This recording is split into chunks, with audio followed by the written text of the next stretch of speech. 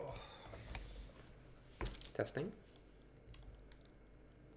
All right, it's working. Perfect. Start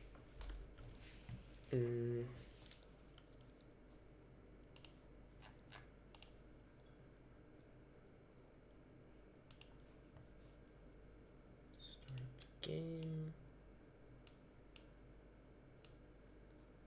I don't know where I want to keep Spotify, like on my screen.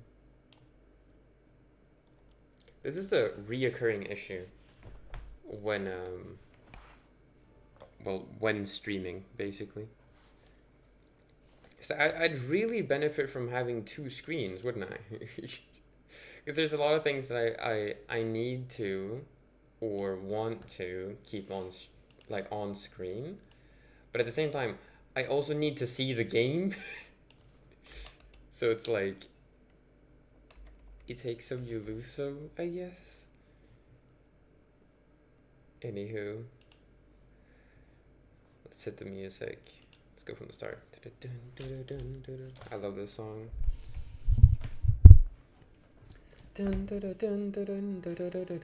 Wait, is my mic working? I gotta check. Because it might be, yeah. I don't think the translation would be working if it didn't. Which side are you on? Hey, hi, I'm okay. Control is there. I got the Halloween achievement. After like 3 restarts of my computer,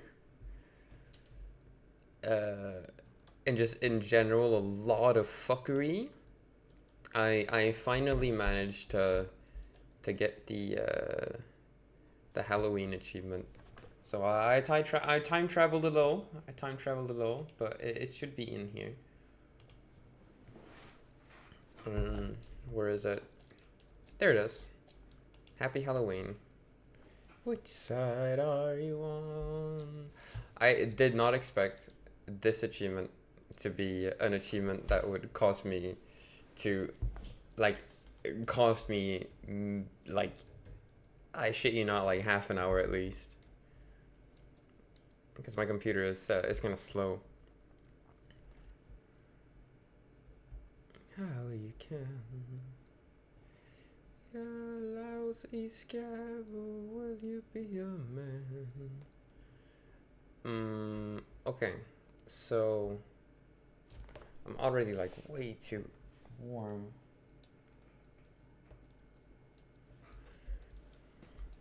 Let's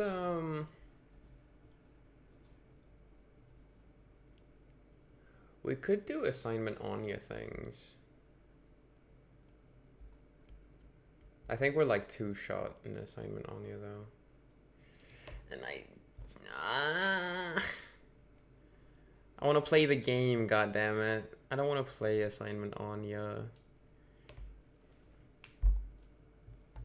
Cuz it's like we need to get the books, initiate the chase sequence, get in there, get the ball, do the flower puzzle. No, I think we've already done that. And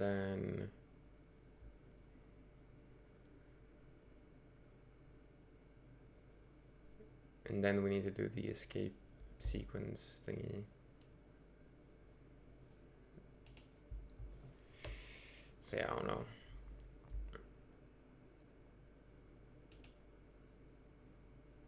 I'm gonna listen to something. What do I want to listen to?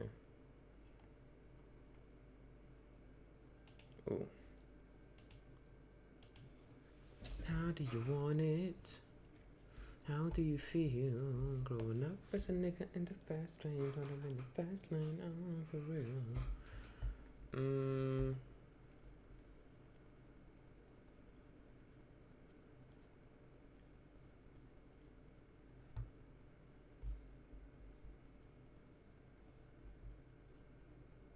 Should we get...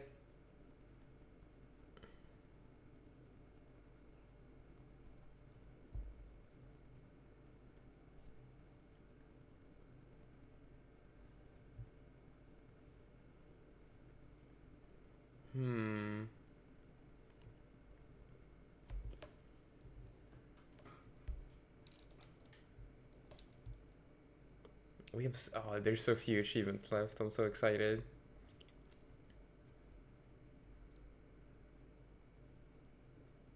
Okay, let's try and go for the bounty hunter or maybe the magnet. How do you want it?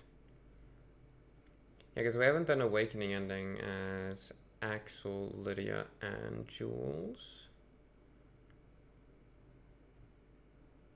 So I think that might be a good idea to try and do.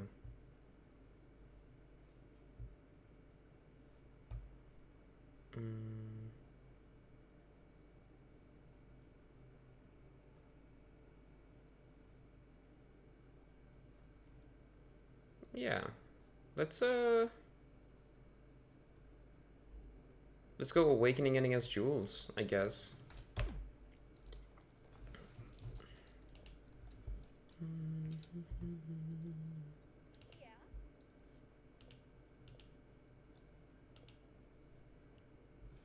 Lifeguard's cute.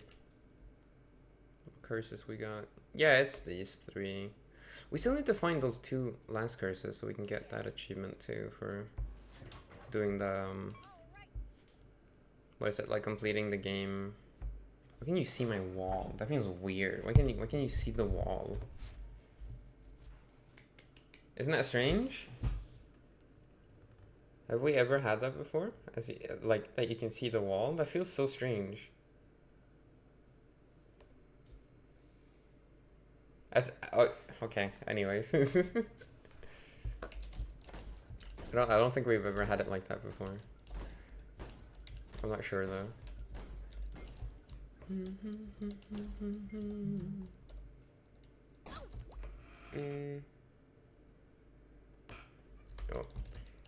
Oh, whoops. Oh, I have like no volume on the game. Wait.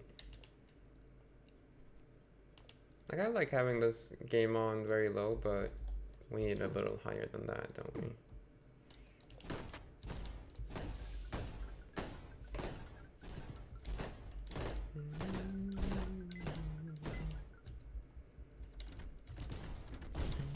How do you want it? How do you feel? Hell yeah. How do you want it? How do you feel? Ooh. Sure.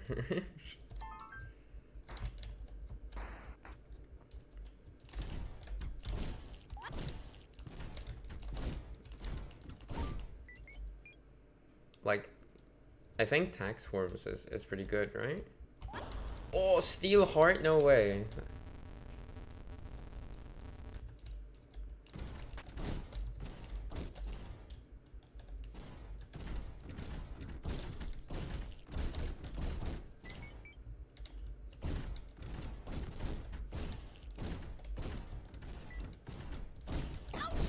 Whoops. Oh, I mean, these are both great. More max HP already, dude. We are cooking. Really good start of the run. Hello, Cybele. Sure. The first time, it just makes you pick up coins from further away. Yeah. And a little extra movement speed. I won't lie, I like me some extra movement speed, you know? How did that guy die? I like jumped over him. Maybe fire damage now that I think about it.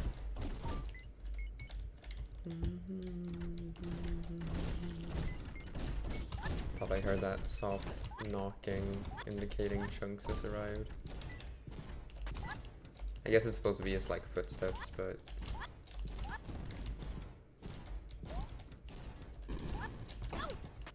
I'll fuck him up.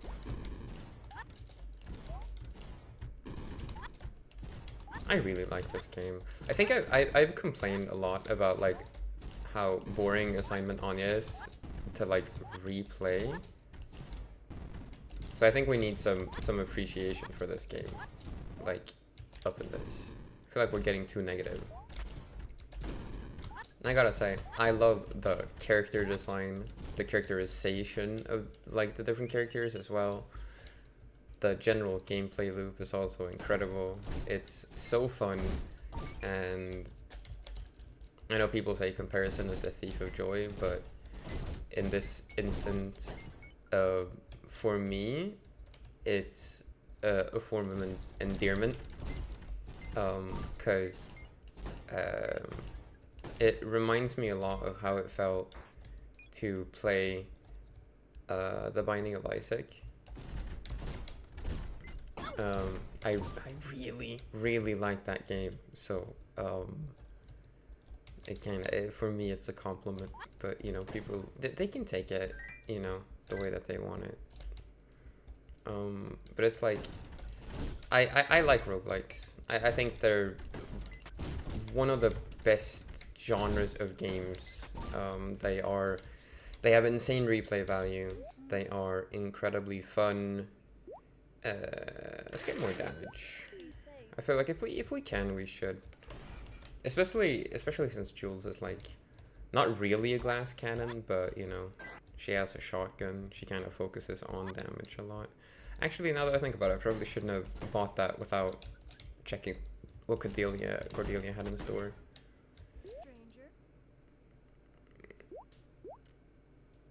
Yeah, as I said, right? should have probably chilled with that, but that is completely unnecessary, since we do not have access to another weapon.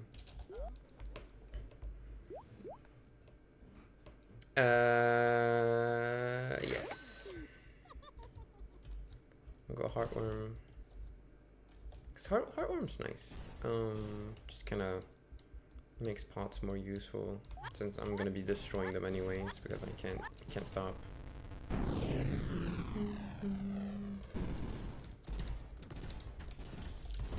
But yeah, I absolutely adore how this game really has made me feel very smart, and I guess smart isn't the right word. Doechii is on this? I had no clue Doechii was on this song. Anyways, I really like how it's like made me feel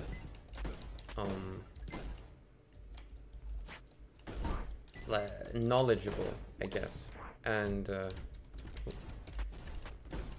like I'm getting better at the game.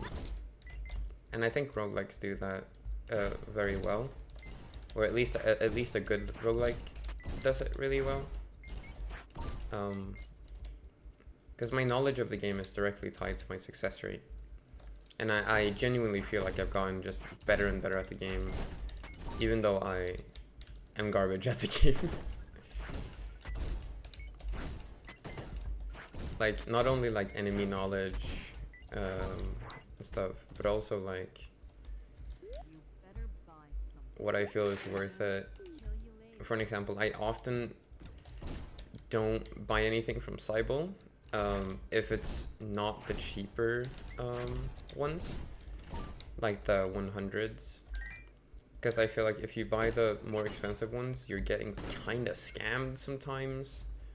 While buying the 100 ones, they're like, it's like giving her the money is sort of like a, oh wait, I thought I take damage. But yeah, it's kind of like a almost like a formality, like, because 100 is like barely a payment in this game, I feel like. Ooh, wait, that's really good.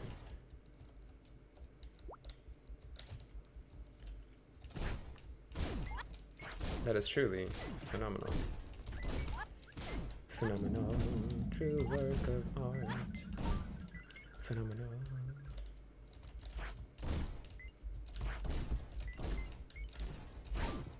Isn't my fire rate like kind of crazy as well? Whoops. Whoops.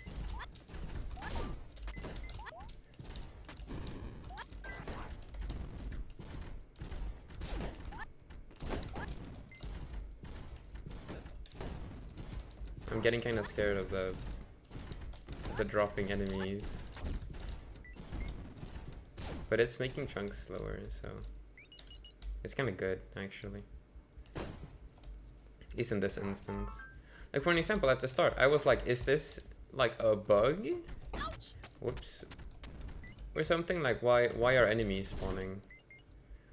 But then I was like, I don't know, it makes a unique, or like a unique, it makes the enemy spawning sound effect, you know? So I concluded that it's probably intentional then. Don't waste my time. Fuzzy dice is great. There's like no HP on these floors. Am I cooked?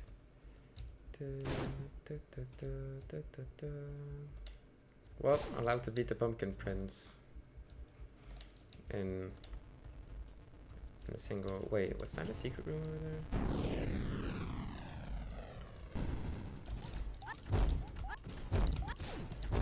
But yeah, I feel like this game is like effortlessly not only funny, but like genuinely just super charming.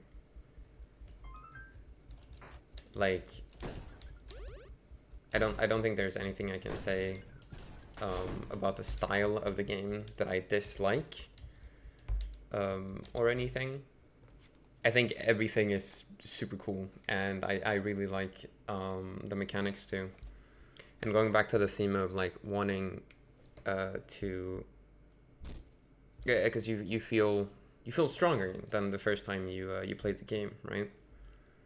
And that's what I really like about roguelikes, by extension. But it's like one of those things where, what did I? Oh! That's like one of the relatively few times that those guys actually get me. I didn't realize they were there at all. I was like, what? What did I take damage from? I was so confused for a second.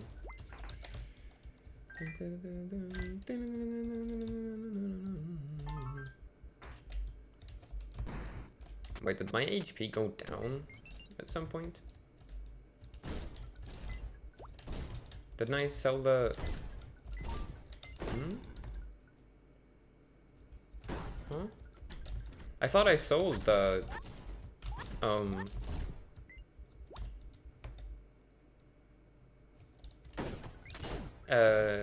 whatchamacallit? The super shotgun, or like the radioactive one, or whatever. Super shroom. Error is... Yeah, we have steel heart, or whatever. Heart of steel. Ooh. Well, that's... would be fun if I didn't just pick up error. Wait, now I have 6. Wait. What? Oh, wait. Oh, it's because... Did I just call 8 6? The fuck?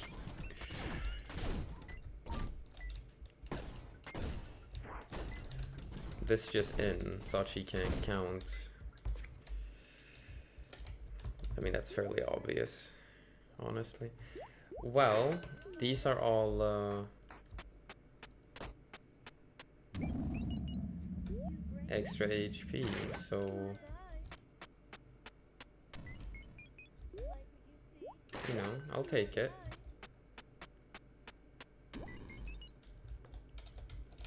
Get a bit of money back too, which is nice. Whoops. Oh, an ambrosia.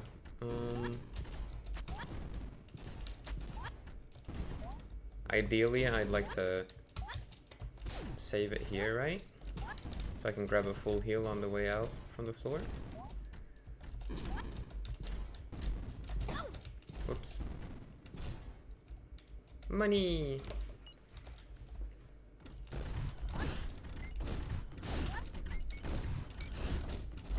Curse of the Horde really, really ups the difficulties. Like the difficulty of some rooms. Which I find enjoyable. Some of them are borderline, like, not survivable if you're at 1 HP. But I think they're kind of fine, mostly.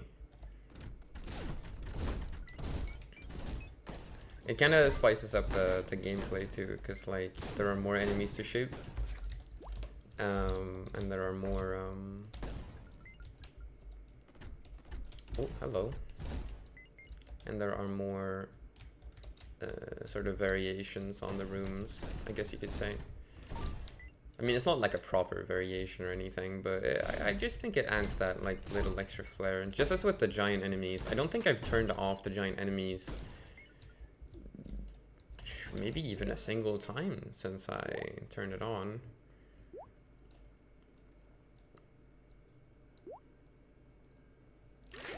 We get these two. We don't want balloon, like, we have a shotgun. We want to get up close and personal. That's not gonna really benefit us that much. Friday Night Pumpkin. Ball and chain. I think all of these are good.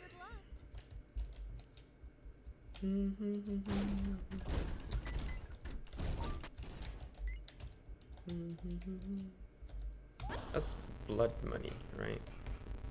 I always think it looks like dead fish or something, but it's a bill with blood on it, isn't it?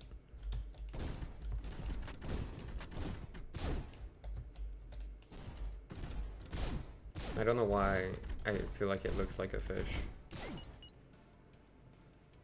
Yeah, because that's just $1 with blood on it, isn't it?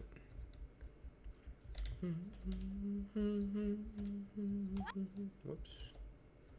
Almost went right into that.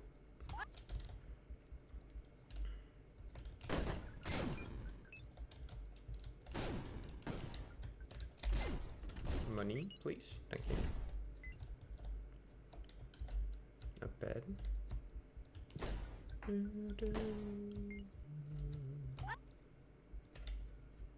Let's see. Just want to double check what this is. Yeah, it's shrine. We might actually let's go shrine. Actually, why not?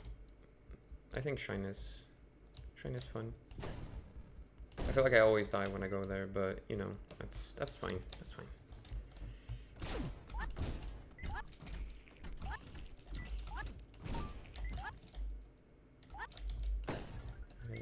Okay, there we go.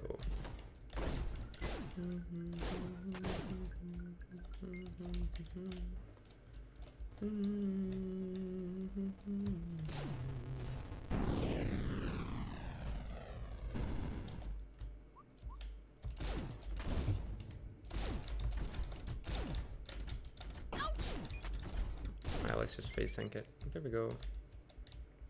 And then we'll pick up the ambrosia. Why not? Was it over here? Yeah. Yoink. And then we head straight for shrine. Because we're doing awakening on this one, and we're looping to get the curses. So we have quite the journey ahead of us.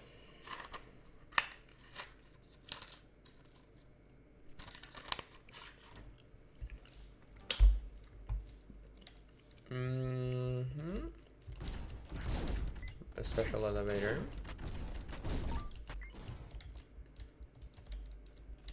Ooh, kitchen. Kitchen is good.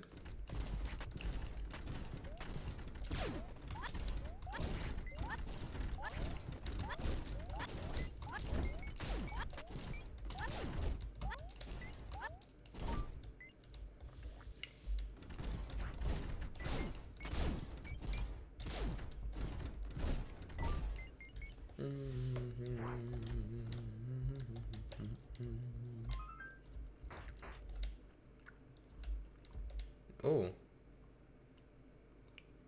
Yeah, sure.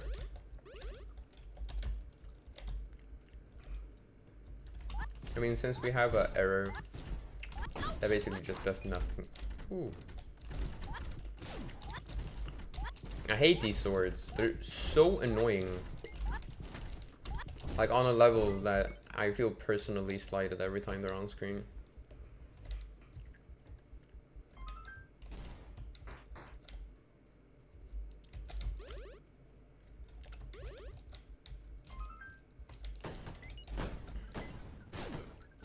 Like, raises the difficulty level by 1. I've never, like, had that item for... Like, I've never had it feel like it does borderline anything.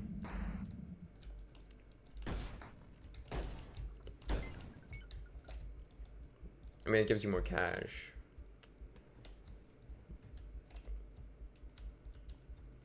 But I guess mutating chunks is, like, the main thing that... kind of, you know, throws a wrench in some plans.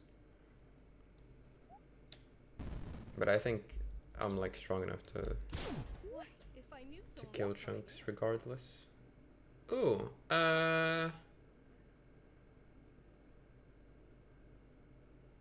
does that?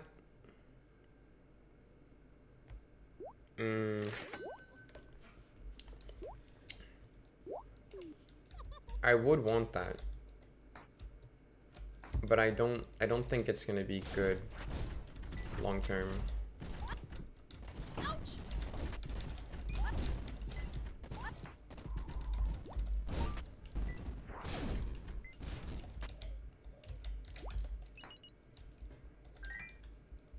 Because we might end up in a situation where we have to use up a weapon's ammo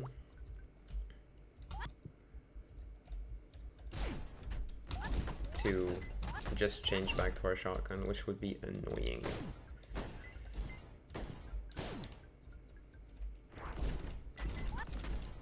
I mean, all stats up is good though, because all stats includes damage.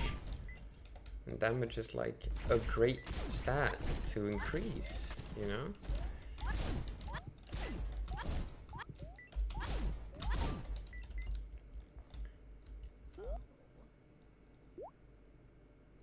Yes. Yes. Yes. What's my fire rate? 1, 2, 3. Yeah. It's honestly a lot better than I thought it would be. I don't like old reel. Then I'm gonna have to... Can I just pick this up? There we go. Old reel is annoying because it's one of those things where it's like, I wish I could just remove the item once I picked it up. Because it's kind of fun for like 2 seconds. But then it's not fun anymore because it literally just like for a long run, like we're going Awakening ending here, right? Like it literally just takes away the color from the run. That's boring. And not to mention the fact that it doesn't actually do anything. I mean, that's also, you know, a point against it. But I honestly don't really care about that as much. It's more the fact that it literally just makes the game worse to look at. Takes away the cute coloring choices that they made. But I don't know, there's probably someone out there who likes it.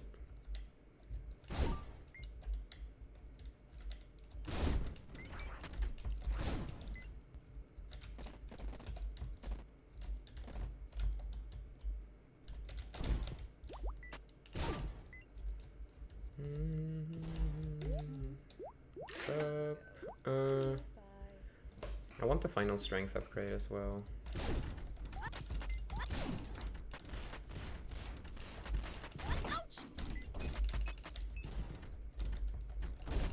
My fire rate is really messing me up. There we go.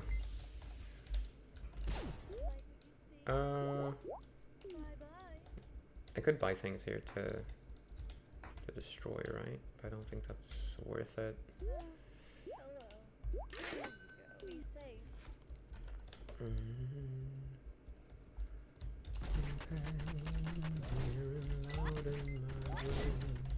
That I'm going straight ahead with a scar.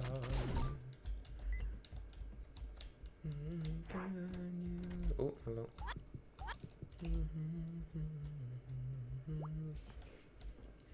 You know, while I'm, you know, thinking of shonen anime and manga, I've recently like read a lot of Bleach, and it's like I feel kind of bad Cause I was like, oh, Bleach is boring or whatever when I was younger. I was like, I don't see what like what the hype was all about. Why am I getting slowed down? I'm confused. Why am I getting slowed down? Is that these guys? Oh, they swarm around you to slow you down. I've never seen that before. I didn't realize that's what it did. I guess now I know.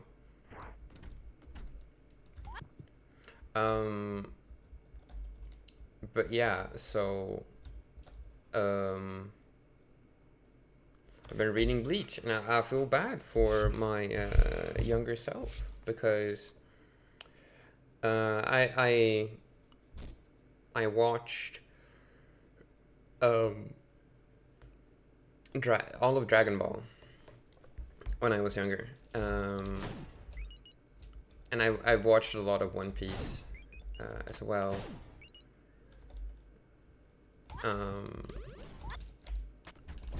And what's the other one? Naruto. I watched a lot of. Oh, Busted Microwave is so good. Stay safe, honey. But yeah, so like.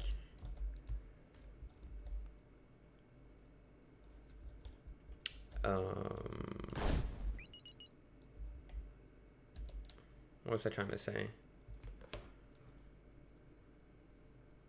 Yeah, I watched a lot of Naruto, and I watched all of Dragon Ball.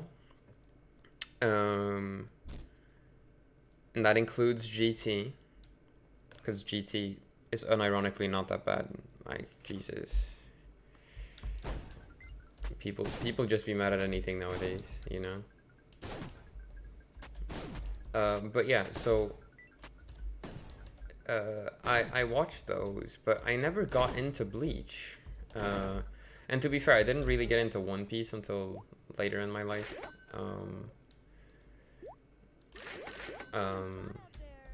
Wait, why did I buy both of them? I don't have like unlimited money. Hello there. What you got? Oh, Mama's cookies and gunpowder. If we could get Mama's cookies, that would be nice. Sure.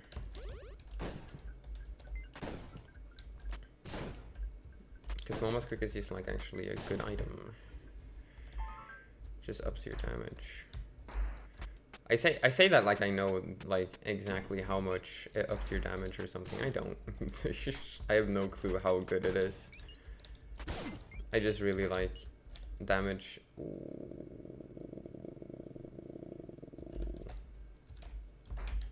You know what? I'm gonna get that. Because that's basically just infinite max HP. What does she say here? Weird, I wonder what's inside.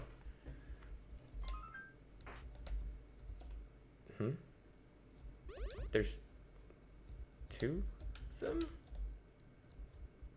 Interesting.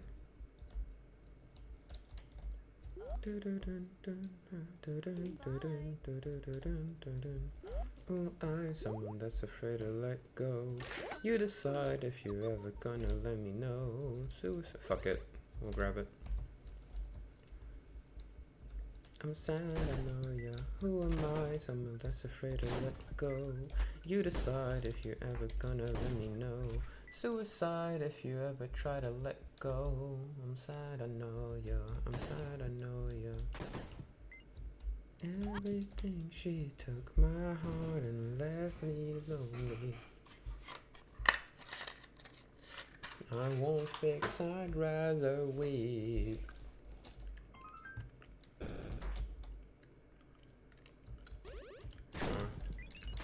Oh right, we have flaming floors. Getting toilet paper was a horrible idea. What if an enemy just spawns on my head? What do I do then? About time you showed up. Curse of the Survivalist. Changes uses default weapon to the sawed-off shotgun. Decreases the amount of pickups she uses. Fine. Interesting. Curse of the Athlete. Increases Jules' speed and grants her a double jump. Makes all floors larger. That's what I'm talking about. Curse of the Blood Hungry. Boosts useless fire rate. Decreases useless maximum health. That's what I'm talking about. Oh, leaving I don't know, man. Doesn't really sound like bad things, you know?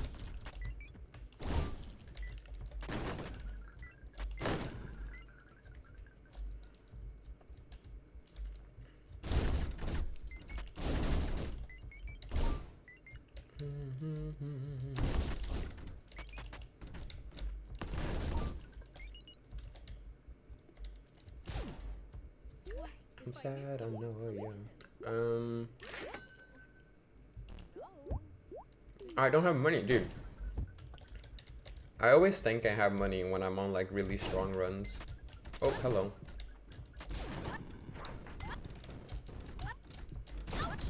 Whoops. Alright, I have a double jump. I completely forgot. Sit down, chunks. I love a calendar girl. Yeah. It's an investment. Day of the year.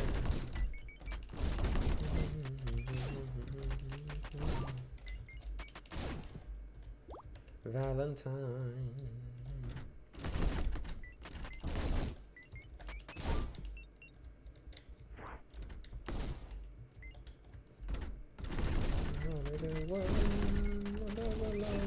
I love a calendar girl. Of the year. I like that one scene in Deadpool where they play this song and it's just a sex montage. I thought that was funny and like it's sweet and cute. Like unironically one of my favorite moments in the movie.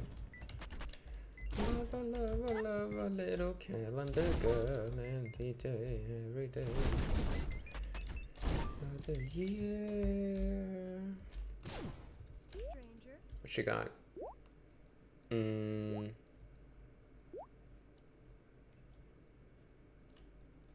get Porcupine Needle just because it's good against bosses.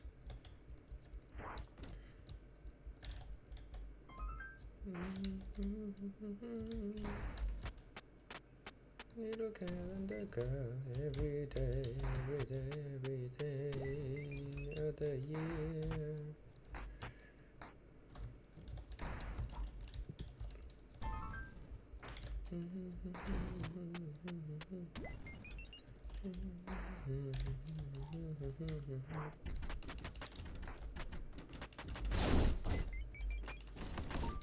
Yeah. I love a little calendar girl every day of the year. Wait, how much was it? I didn't really check. 318. It's very possible. We have several rooms to explore still. Love a little calendar girl. Oh, Satellite Strike. So we do get it in the end, even though we couldn't afford it on the balcony.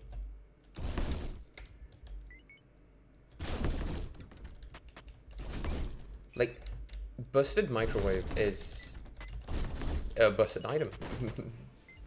It's so good. It has so many, like, it synergizes so well with almost any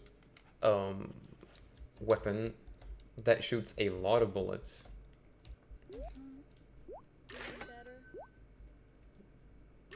Let's get an agility too, why not? I don't know, if we get faster than this, I feel like we'll be a little too fast.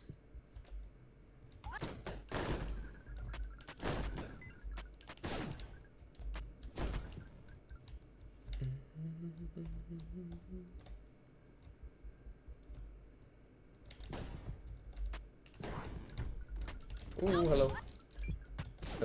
Am I fucked? This was literally exactly what I was talking about. That would like happen. Like an enemy spawns on top of me. Although to be fair, that one oh well, thank you. I kind of had the time to react to that one. I was just kind of bad.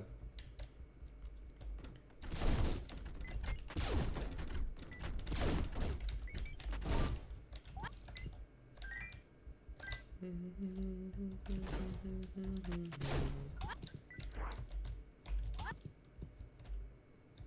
recently had the pleasure of re-listening to The Fame Monster, the international deluxe version specifically. What the fuck? Two of them too? Okay, well, we'll just move on. Fuck it, no boss. I don't want to backtrack to get a heal.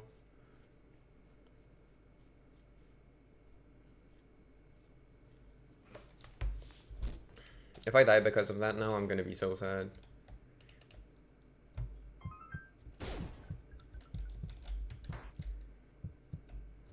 Oh, well that's interesting. So yeah, specifically here. Okay, what you got? Rotten Nanners. Let's get Rotten Nanners. Come on. Okay, 1 HP. That's like unironically enough, in my opinion. I feel like as long as we have more than one, we're kind of fine. I can feel confident.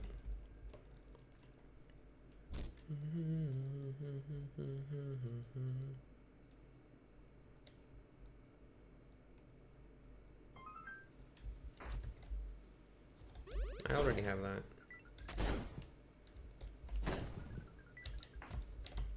Nice.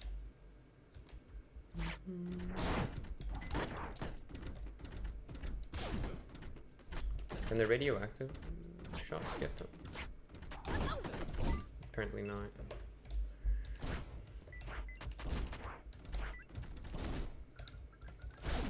Like, this is getting scary. I need like an ambrosia or something. Which are always offered on non-alternate floors. Probably should have gone with that, huh? That would have been probably a little smarter. But we have Heartworm, so like, I'm not too scared, I feel like. Is that basement? It's basement. I don't care about basement. Oh, hello. Heartworm is doing so much for us, I gotta say. Rain become a monsoon. I want the rush.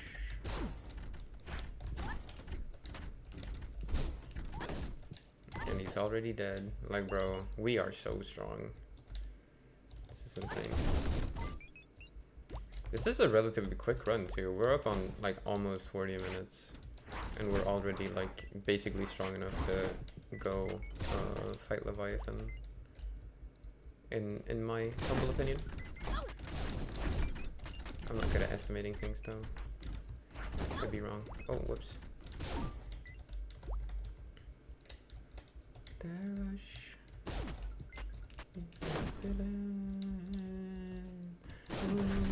That's my type. I really wanna feel it. Want your leg against my thigh. I want the rush, rush, the rush. I want the rush, rush, rush, what the rush. Ooh, I want the rush. I don't want to buy anything here, out of fear that it will just like fuck up the entire run. My girl.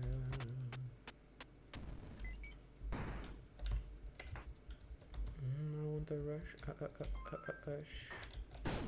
To come to my moon, let my rain become a monsoon. I want the rush. I love this song. It's so nice.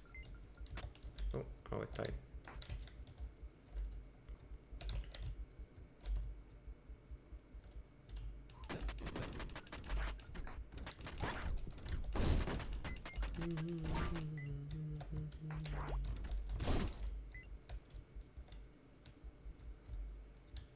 You're just my type, I really wanna feel it. I want your leg against my thigh. Rush, rush, rush. Want the rush, want the rush, want the rush. Better buy some already. Why did I even try to do that? Now that I think about it. I know I don't want to buy anything. Pretty girl, my girl. I want to rush, Should come to my moon. Let my rain become a monsoon. Because our damage is already good, so like there's no point to not. Oh, I need to sneeze. Ugh. Jesus Christ. It came out of nowhere.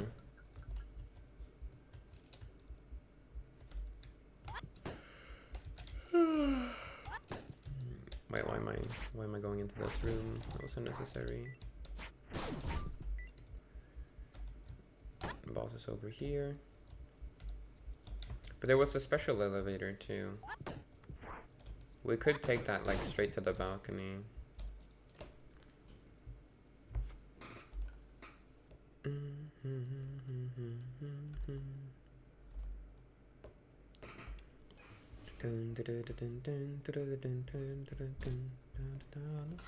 Freedom, what a strange one fine day. He spoke to folks around him, didn't have too much to say. Oh, nice. And like a slip. Bottom had a big iron on his hip. Big iron on his heel.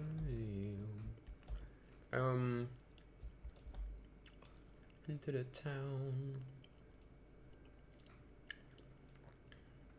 Slowly looking all around. Now loose and running from each lip. With the big iron on his hip. Big iron on his heel. I don't want sugar. Sugar is bad.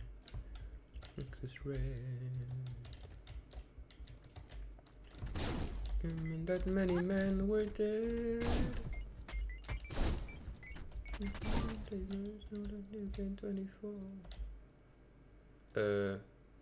It's useless, but I kinda just want to kill things.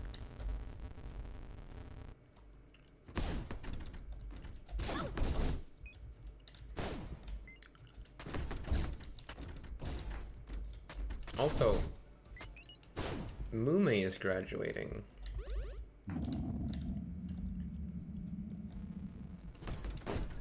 I mean, I'm not a huge Mume fan or nothing, but I feel like it really came out of the blue. Much like Fauna's graduation.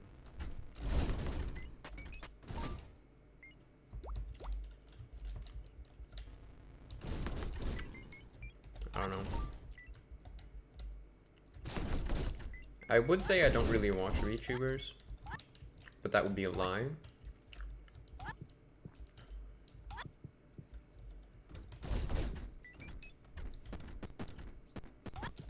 But I don't know. Also kind of, I guess, sad to see.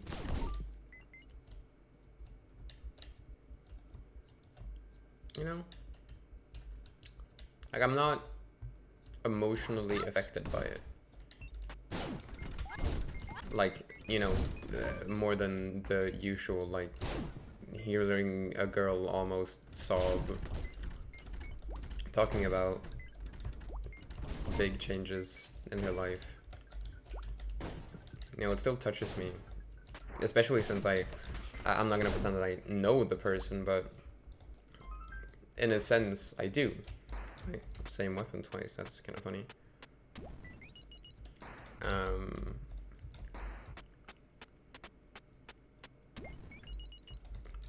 Because, you know, you share a piece of yourself when you do content creation. And it feels... I don't know, it feels weird, I guess. That's what I'm trying to say. It inspires a weird feeling in me where I'm not attached to these people in like the classical sense. But at the same time I can't really say I'm not attached to them. I've been married long time ago. Where did you come from? Where did you go? Where did you come from? No, no. Okay, best part of the song is over. Ouch. This is a really nice song. Yeah, but it's still one of those things, because I remembered way back in, when who was it? When Mel graduated.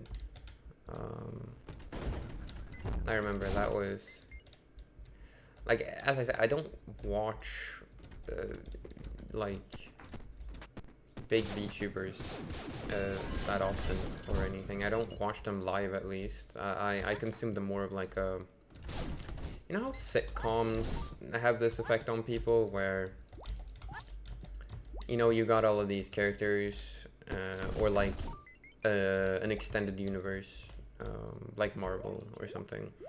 That's basically how I feel. Is that there are all of these sort of characters and these personas that are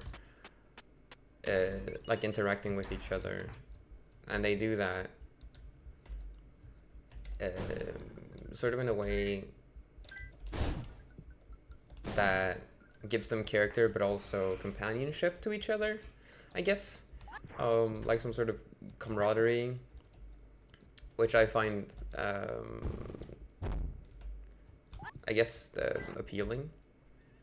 And so when one of them leaves, it feels weird, right? Like there's something that's missing, or along those lines. And I feel like that's I don't know, because when I watched when Mel was terminated at the start of 2024,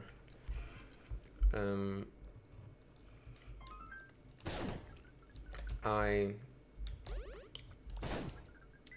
remember thinking to myself that, like, I need to emotionally distance myself from this, because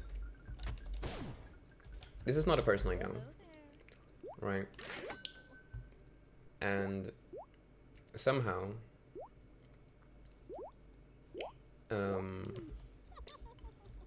it like affected me, specifically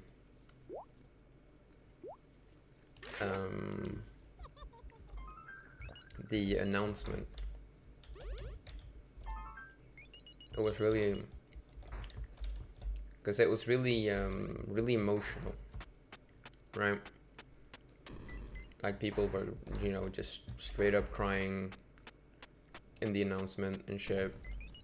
And it was like, I can't really not feel something when I'm effectively going through a similar experience. Can I destroy this? No, okay. It's like major exploit found, but no. And it's like, I couldn't keep pretending in a way that it didn't emotionally affect me, because later that very year, Okami Mio, one of the talents of Hololive,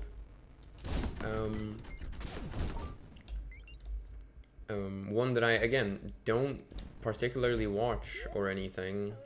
Alright, I already bought all this. Like, it's no,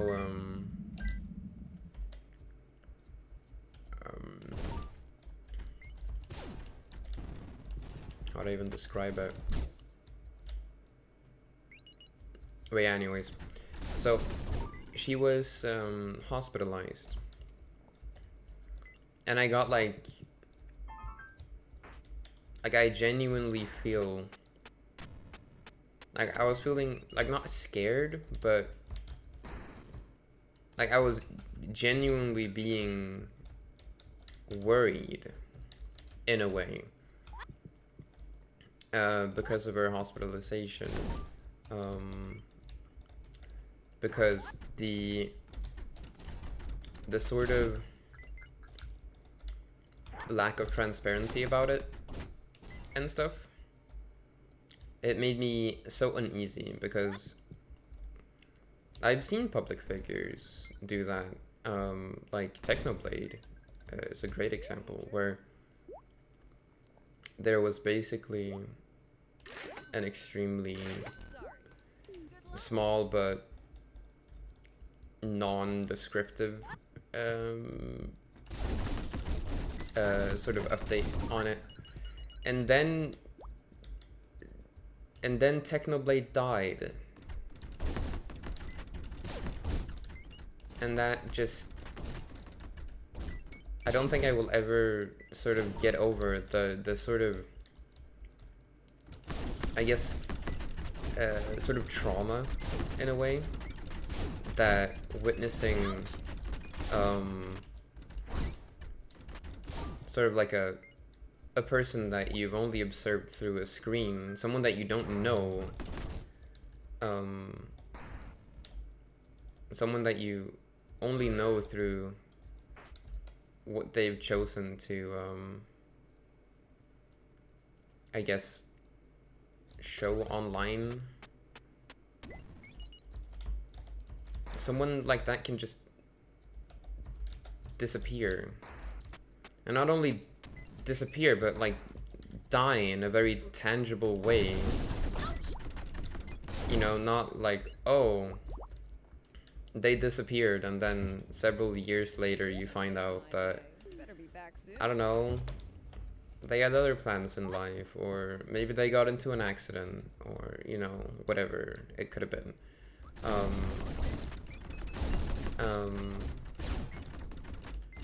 But cancer is such a, like, sickness is such a tangible thing, you know?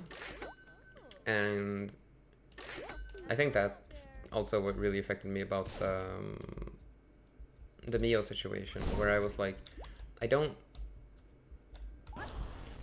know why I feel so strongly towards people that I do not know, because I don't even watch, I've never interacted with this person in my life, and I've never tried to, and I've never cared about interacting with this person, but it still affected me in a way, where, like, how would I even describe it? Like, I was like nervous, or I was like sad in a way. I was like, almost like processing some sort of grief for something that hadn't happened yet. Does that make sense? I was kind of mentally preparing myself for the worst. I remember I even wrote it down. I was like, seeing an announcement by, you know, her closest friends, and also you know, coworkers, announcing something like that would be, because I was getting emotionally invested by Mel's termination, and how they like handled announcing that, because it was just very emotional, very raw, very, like, I guess, like, unscripted in a way, and it felt difficult to, like, process in a way.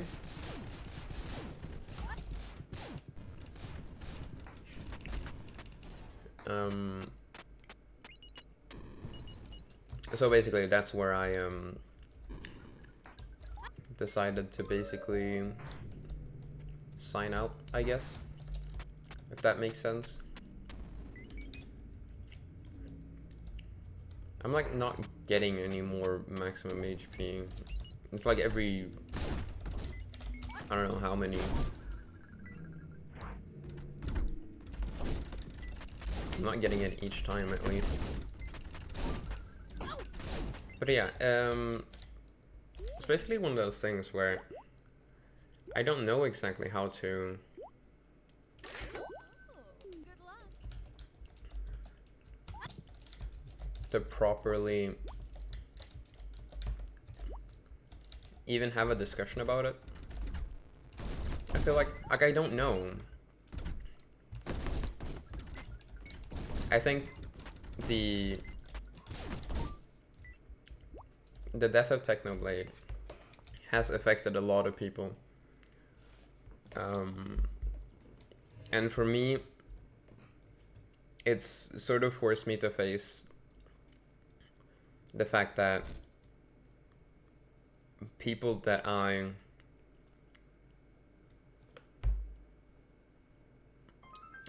affected my life, even though they don't know it, can pass away. Because that's what happened there, right? It's that someone who has, through his content, affected me, and they're gone now. And I was basically, in that moment, I was scared to death that something like that will happen to Mio, right?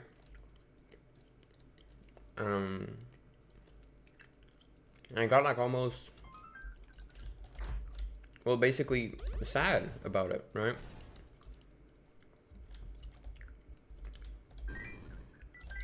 And it's like, it makes so little sense, like how affected I was by it.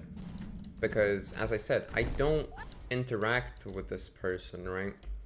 I don't know them, I don't even watch their streams, right? But somehow, just from being sort of like a, you know, a character in an ensemble, it affected me enough where she clearly meant something to me, you know? And that's a little scary.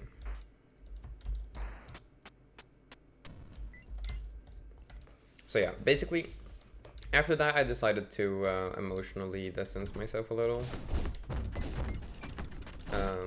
To sort of prepare myself for the fact that these people can just kind of, well, quite literally die. And that scares me, of course. You know, that death is scary. Who could have guessed? Stranger. Ooh, duplicator is cool. Have fun out there. I mean, we don't need it at this stage, but you know.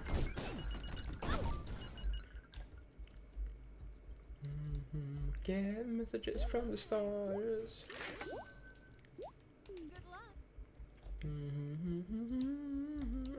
Get messages from the stars.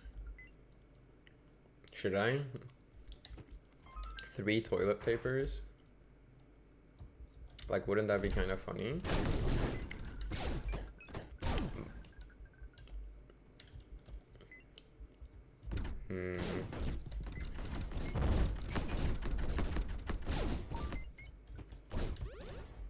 Wait, what did I pick up? What did I just pick up? Okay. Well, that's cool, I guess. Is it even worth, like, destroying these anymore? They barely even give me more max HP. Like, they do it every second time or something. I want to pick that up, but I'm kind of scared. Fish tank, let's go. Anywho. I get messages from the stars when you make some love to me. Hello, hello Louise. How are you this fine morning?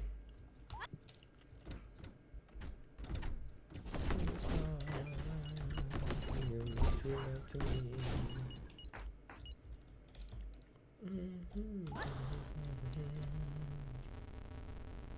Must be from another galaxy.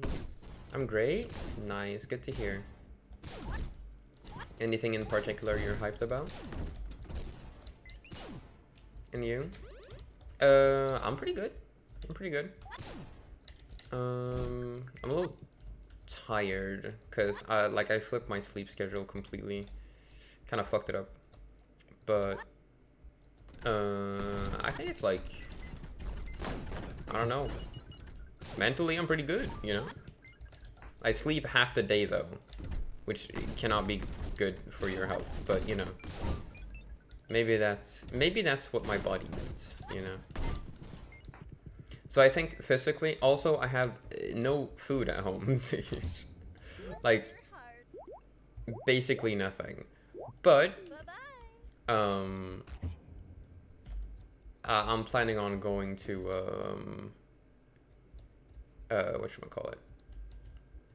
I'm planning on, like, going grocery shopping today. Or at least very soon. Because I, like, literally, basically everything I have to eat is instant noodles, which taste like crap, and, well, these guys, but they're like almost, there's only 3 left, you know? Bro, Wandersong is such a great game. It cures my depression in the moment. Is that the game you sent a screenshot of? Or I guess it wasn't like technically a screenshot, but you get what I mean.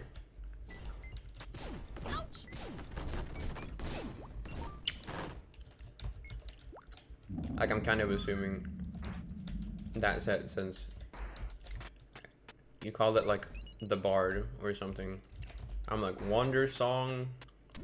That's basically what a bard does, right? Jesus Christ, I tapped like twice.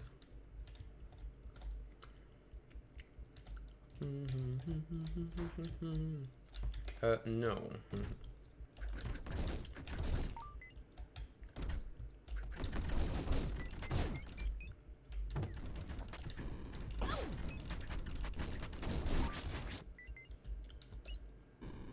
Did I get the money? I got the money. If I knew someone was coming in.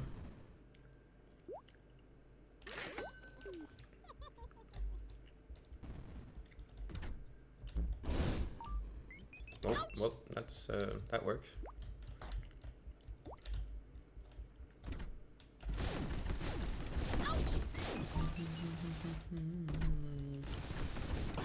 This is not the way, are you serious? Ain't no way. Wait, Lucky Dice? Lucky Dice is cool. But yeah, just before you came in, I was talking to emotional attachments to people that you don't know. Which is like, pretty interesting, an interesting subject to me.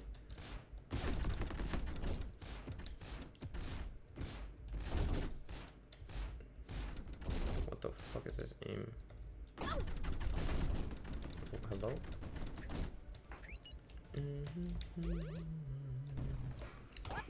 So this was the wrong way.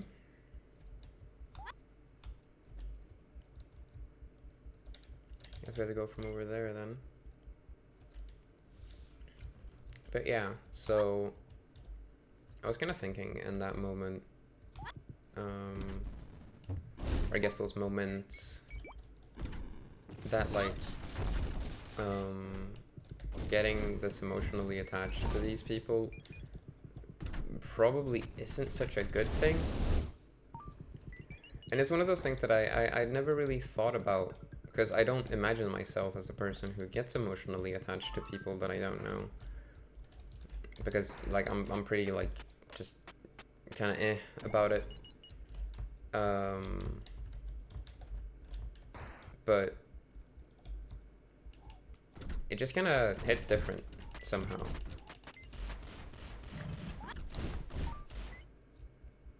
I think it's one of those things where it's like I haven't experienced proper loss in my life, I feel like. I mean, I've lost a couple pets, and that's, you know, that's been sad, you know. I'm not gonna underplay that. But aside from that, I haven't really experienced, I haven't lost anybody properly close to me. I've lost family members that, you know, like I barely know exist, you know, shit like that.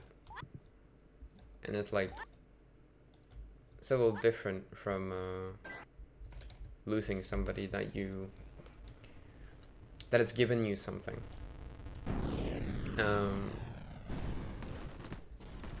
And I think that's my issue, as I said, right?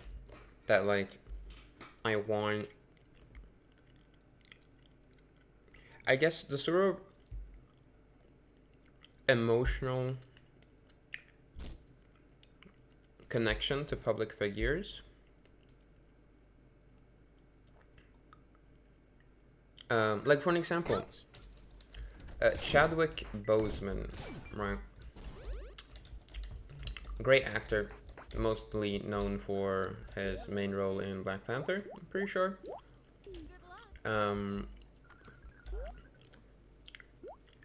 And it's one of those things where it's like, when I heard that he had passed away, I was just kind of looking at my screen, and I was like, damn. You know, I was kind of sad about it. And not like properly sad, not as in I was bawling my eyes out or anything like that. But it was just one of those things where it's like, I cared enough. Because the one thing about Chadwick Boseman that I really like is his smile.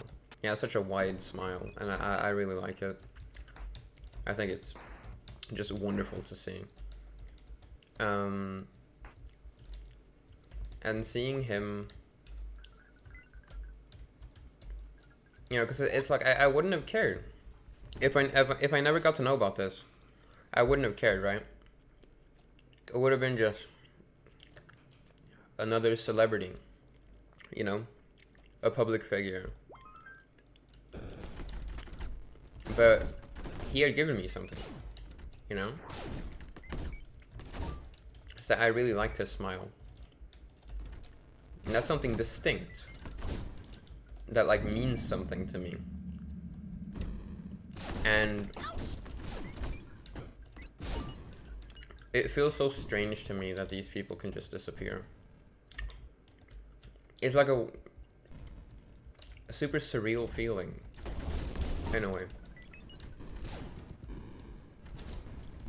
As I said, right, like it's not like I'm personally invested in these people or anything. It's just that someone that has given me something at one point in my life doesn't exist anymore. And that scares me. Not only because it means that people that mean something to me in the present can disappear, but also because it kind of reminds me of like the fragility of mankind in a way. You know, we're so at the mercy of like sickness and I don't know, poverty, you know, all the things that, you know, Siddhartha Gautama like fucked around and found out about when he left the castle. So I don't know. I don't know if I'll ever get used to it, but I don't know. We are mortal. And Trunks is a goner, yeah. We are mortal, exactly. And it's like, it's a little scary. And I'm like, I don't know. I guess scared isn't like the right word, but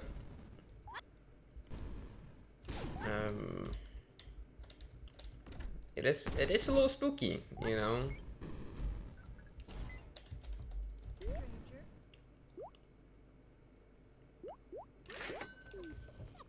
And it makes me think about like, I don't know, lots of things. about just, you know, our time here on Earth and shit. It's like that we've got such, I don't know, limited ways to understand each other and understand everything. That's why I always, in sort of like a similar way of thinking, that's why I really do hesitate to call people evil, or to like describe people as being just overtly bad. I want to get this super glue, please. Ideally, I'd like this super rad shotgun or something.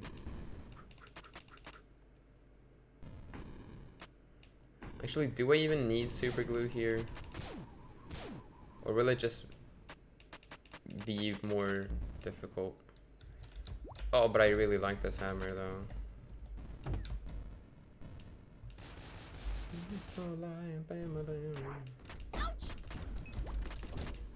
I couldn't pick it up.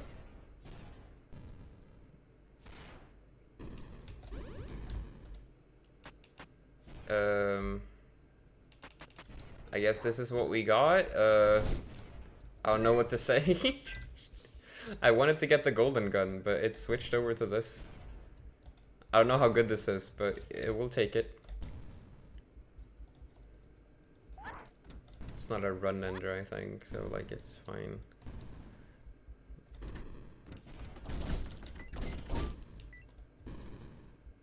I mean, it's not as good, I feel like, but you know, it's fine. But yeah, so I've been kind of thinking about that, just like in general. The sort of way that we, or me more specifically, how I relate to, I guess, loss or grief, and how it's, I don't know, I don't think my brain can fully, like, process it yet, you know? I think it's like, I'm kind of stuck in this, I guess, childish way of thinking, or like, you know, my body is. That like, what do you mean, like someone died or something? Like that doesn't make any sense, you know? Like, oh, so they're gone? Like, huh? How does that make sense? And it's becoming like, because it's not a problem or anything, but I feel that. It's like I'm stuck in denial, you know? That's kind of how I feel. My dorm?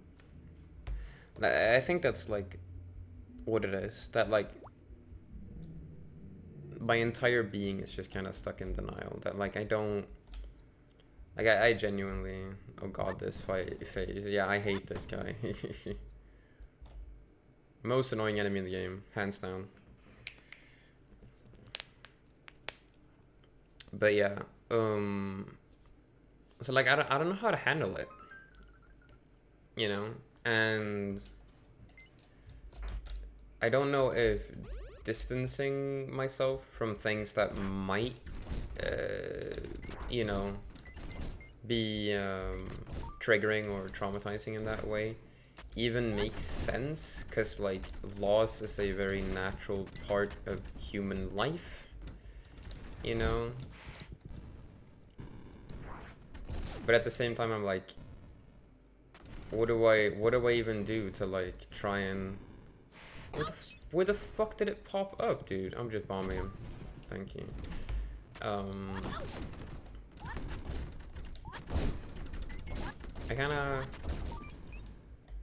I kind of just don't know. And I think that's what's so scary about it too, is that I don't understand exactly how to deal with those types of emotions. Mostly because I have such limited exposure to it, but also because it's genuinely just a very difficult emotion to process, I think.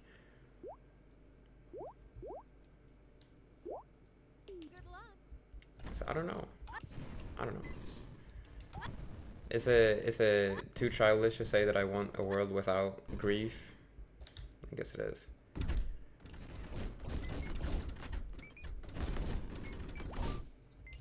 But it's like, I don't know. Nah, you don't think so?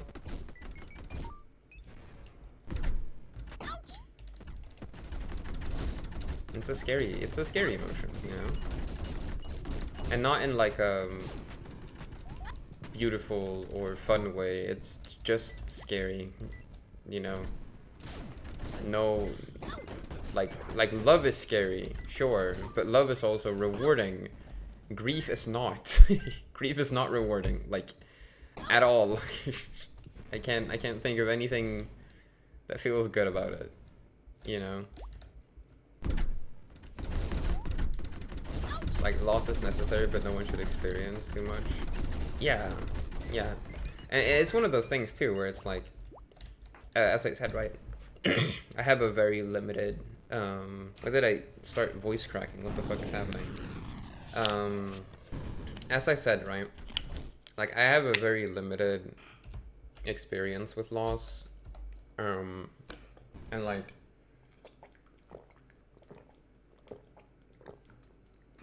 I feel like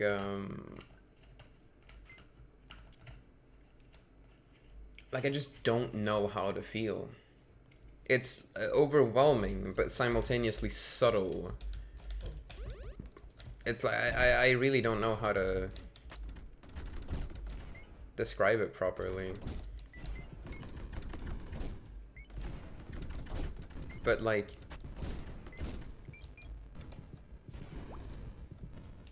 I don't know. Because it really is just one of those feelings where it's like, I don't feel like I need to feel this. You know, I'm a person who likes media that can make me feel things. You know? Like, I like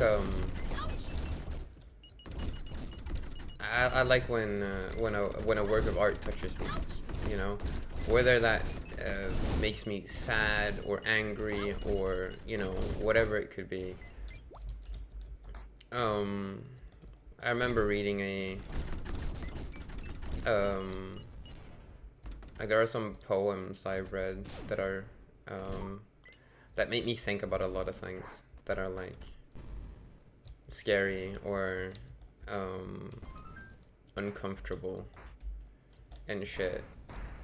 But it's like fine because it's like art and it made you feel that way intentionally. And it feels good to be affected by something, but not have to confront the material reality of like what it's describing. Like, I remember reading the "Oh Rascal Children of Gaza" poem, and I was really sad and angry and just, I don't know, outraged, I guess. And it pissed me off, to say the very least. It's a poor poem that it is horrible. I personally don't even think the poem is like that well constructed, at least the English translation that I wrote. It's just that the subject matter is so tangible and scary and upsetting that it's just, I don't know, it makes you feel something, you know?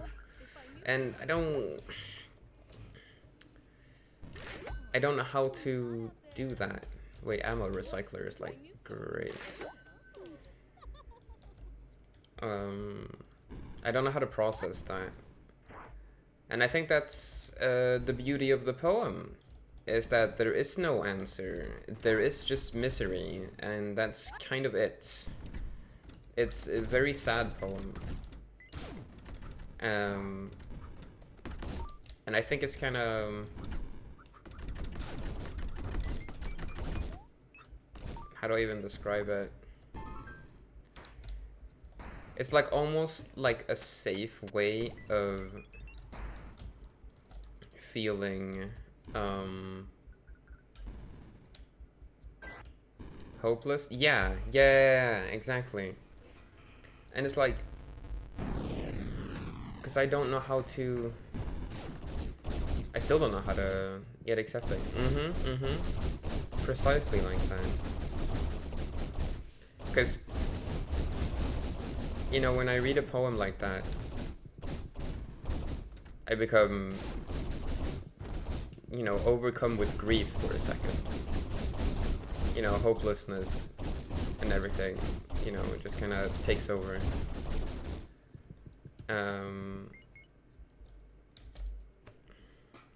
And there are these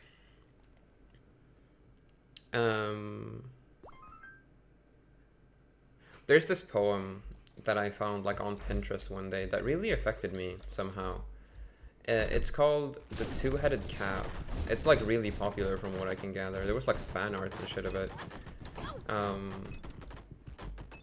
And it really resonated with me as a person who is like disabled in several ways.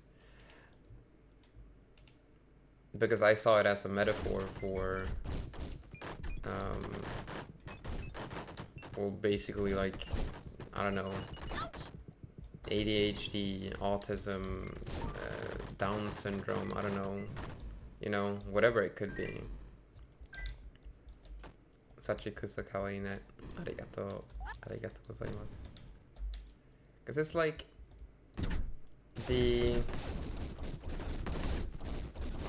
it's a great poem. It's really short too. And I think it's great. But I also think that because I haven't seen anyone talk about what the poem means to them. Because to me, it's an analogy for like disabilities, right? But I haven't seen anybody else say that, so I'm like, maybe I'm the only one who sees this in it, but you know, I don't know. But regardless of what the subject matter is, that poem touched me. You know, it felt, it was like important to me somehow. You know, it's just a couple words on a screen, but it meant something, to me at least. And that was nice. And that felt good in a way. Like, good in a way where it's like exploring my feelings without, I don't know, being put in almost any emotional danger. It's like one of those things where it's like going to a zoo. You know, you get to see these mighty beasts, but you don't actually have to feel scared. Or like, you can feel scared, but you're safe. You're behind a protective glass or something like that.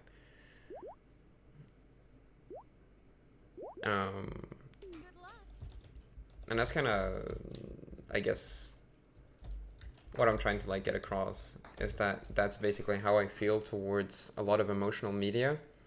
It's like a pretty safe way of exploring your emotions. There are several such moments in hit manga and anime as well. Berserk. I feel the same way when I read Berserk for the first time. It was like such a conflicting just mess of feelings, because it was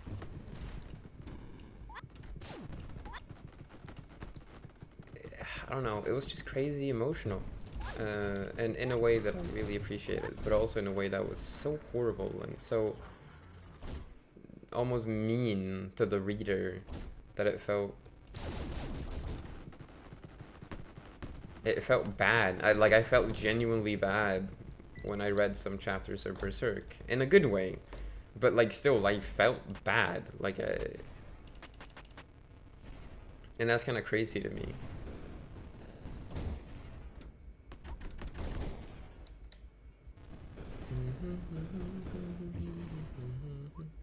I'm like trying to use this weapon to not cause as much lag, to make the fucking fight take less time. And there was such a moment in Ozumi, a manga that I read. I never finished it, actually. And now I'm trying to translate it into Swedish. Which is interesting, to say the least.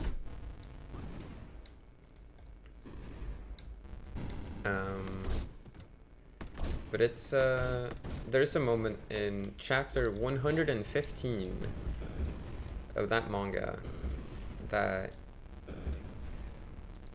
affected me emotionally. And it really, it interests me, is what I'm trying to say. That we can like, that it feels good to explore our emotions, but not to actually confront them, I guess. I mean, we are confronting them by feeling them, of course. But at the same time, it's like we're kind of doing like a half measure. Like, we can cry to a sad movie, or feel unnerved or scared by a scary movie, but we're not actually, you know, in danger or truly sad about what's happening, because it's not affecting us in any way. And I think that's kind of, I don't know, it's interesting to me because I engage in it a lot. I love horror for that reason.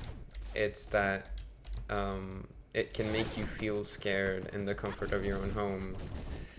But at the same time, a lot of horror is just bad, so, you know, it doesn't always feel that way. For an example, there's this one movie called Cairo, or Pulse, I think it's called, like localized, I can't remember. Let's see this. Real bad moment, but I gotta go to school now. Bye, Blueberry Ghost. Goodbye, Louise. Have a great one. Thanks for stopping by, too. Jules has a tramp stamp. She is so cool.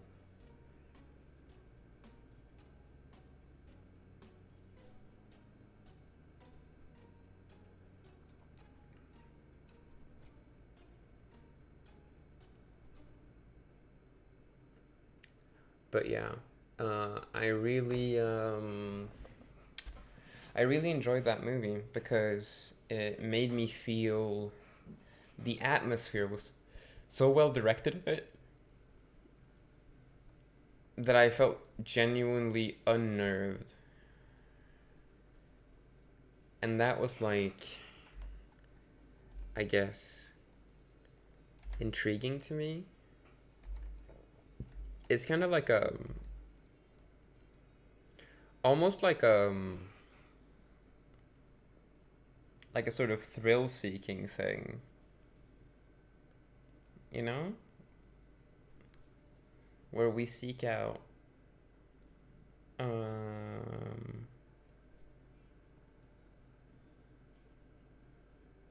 we seek out like scary things, or I guess like in general, just things that makes us feel, right? We want to be emotional, and that's kind of interesting to me,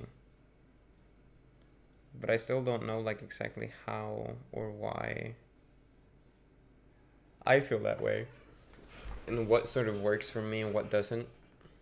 You know, a simple jump scare in a movie isn't really scary, but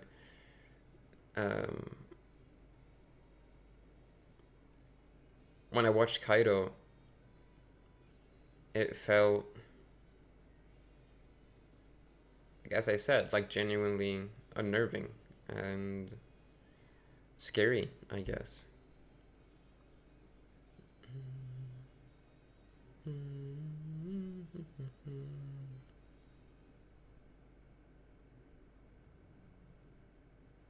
But I don't know. It's interesting. That's what I'm trying to say. I say that a lot. I just say a bunch of random shit and then I say, that's interesting. It's because I don't really know myself.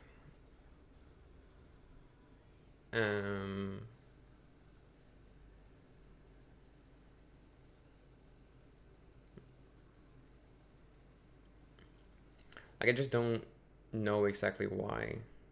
But it's interesting. I think it's interesting. What the fuck is Jules doing?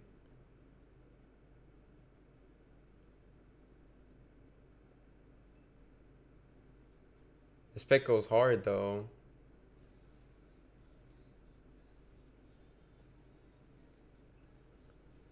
Jules a bad bitch now, bro. Hell yeah.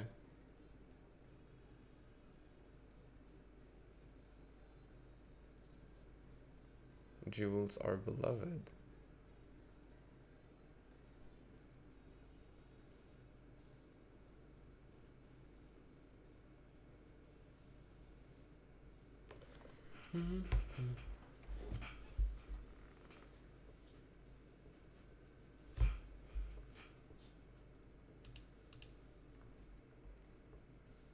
That's some cool ass. Like, I love that there's like the unique pictures for each character and shit. That's so cool. I love that. And so we have checked off yet another Awakening ending, which is great. I guess we try for true ending with the curses. Yeah.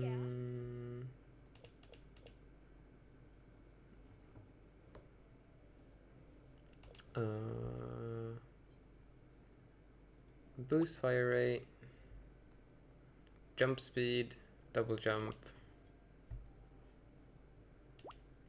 Alright, we get a new main weapon. Yeah. I call shotgun.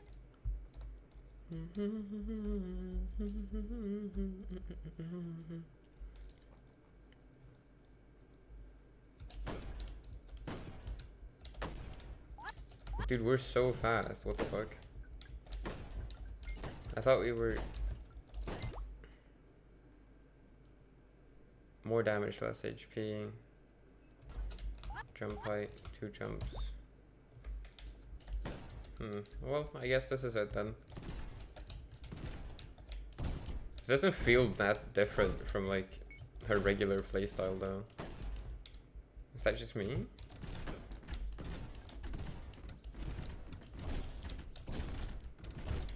Like the biggest difference is just that we have like speed upgrades right away, right?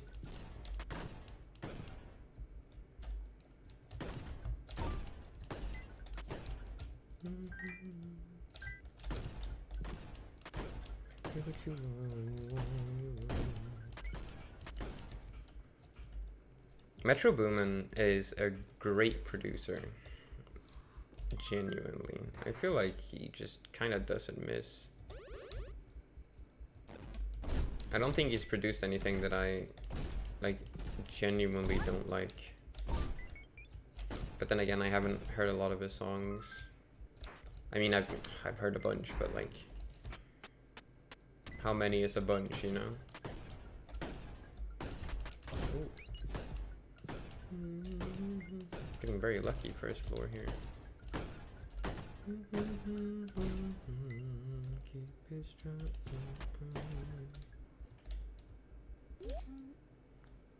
I guess it's because we have a big floor too, so we got more rooms to explore, and so we got more money to get and shit. What you got, Faith? Duplicator. Bye-bye. Duplicator is so good though.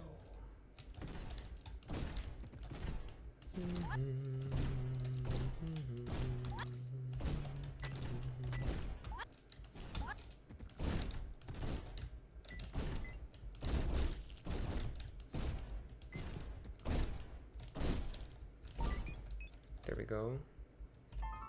If I can find a good item, I'll definitely buy it. But I'm not sure yet. Let's hope we find a good shop.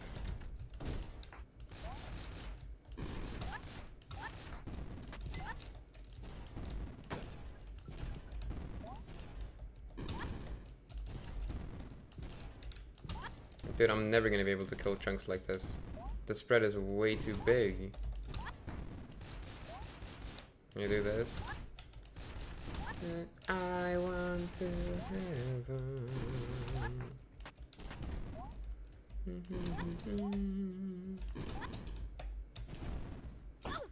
Whoops.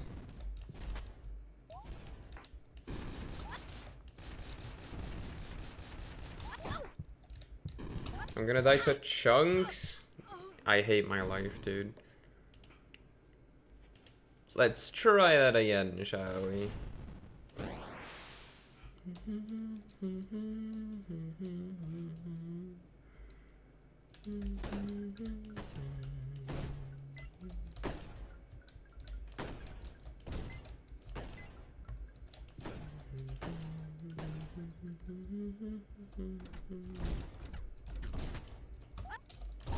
I should watch the Dead Demons, the Destruction anime.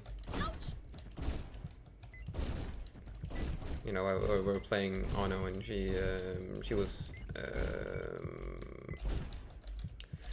she worked on the intro for that show. Oh, hello.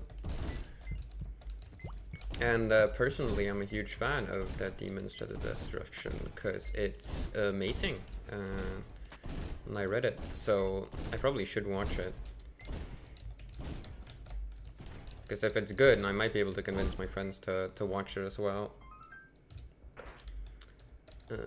Sure, gunpowder is good.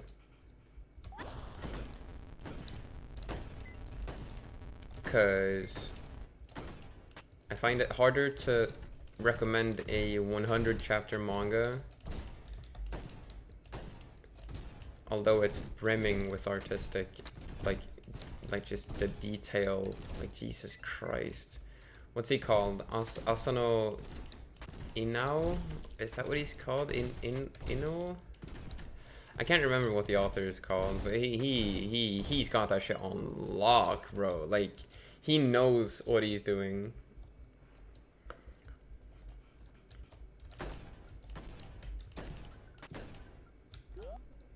So like, I'm pretty happy with it getting an anime adaptation, because I think it would lend itself really well to being an adaptation, like an anime. But you know, that might just be me. I might be completely wrong. As I said, I haven't seen it, so I kind of want to check it out.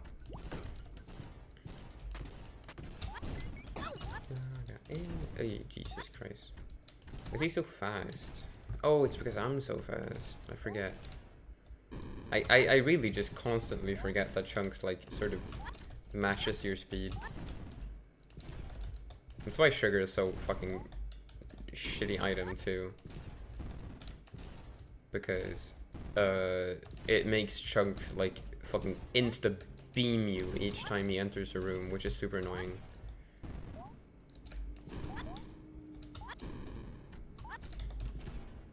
I'm not gonna lie. This song is kind of shit. But I like the refrain. Whoops. Can he die? This is not like a super cool start or anything, so I'm not super upset if I die here. So I'm gonna keep, like, risking it.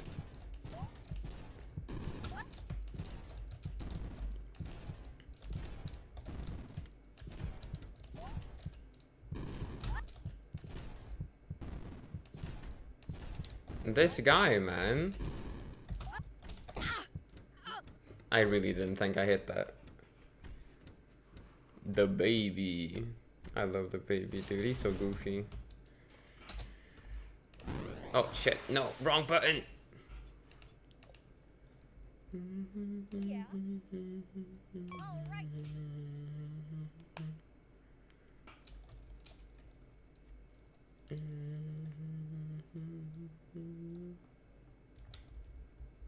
Although, I wouldn't fault anyone for thinking that the baby isn't really the best, like, rapper or whatever. Because I personally don't think that. I just think he makes really fun music.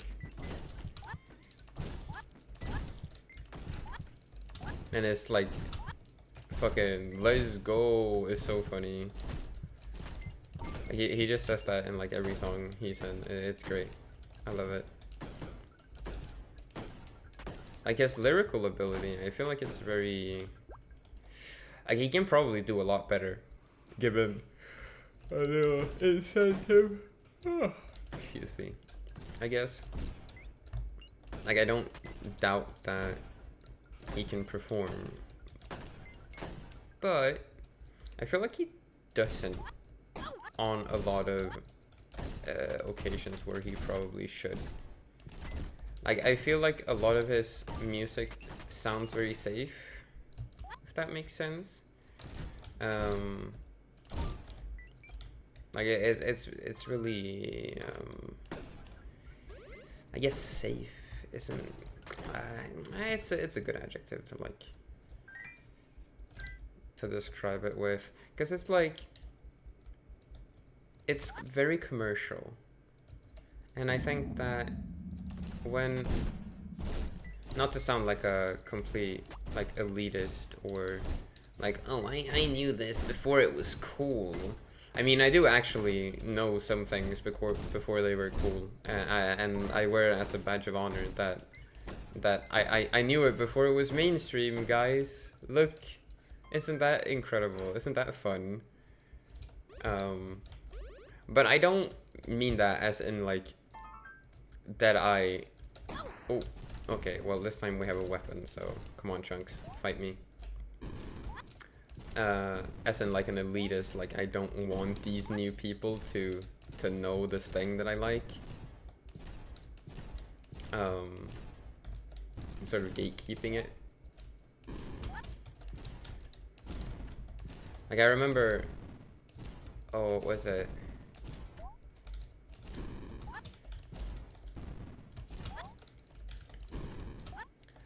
I think it was like Kate Bush or something. Like one of my siblings' friends was like annoyed that Kate Bush was like becoming popular or whatever, because like they were an OG fan, you know.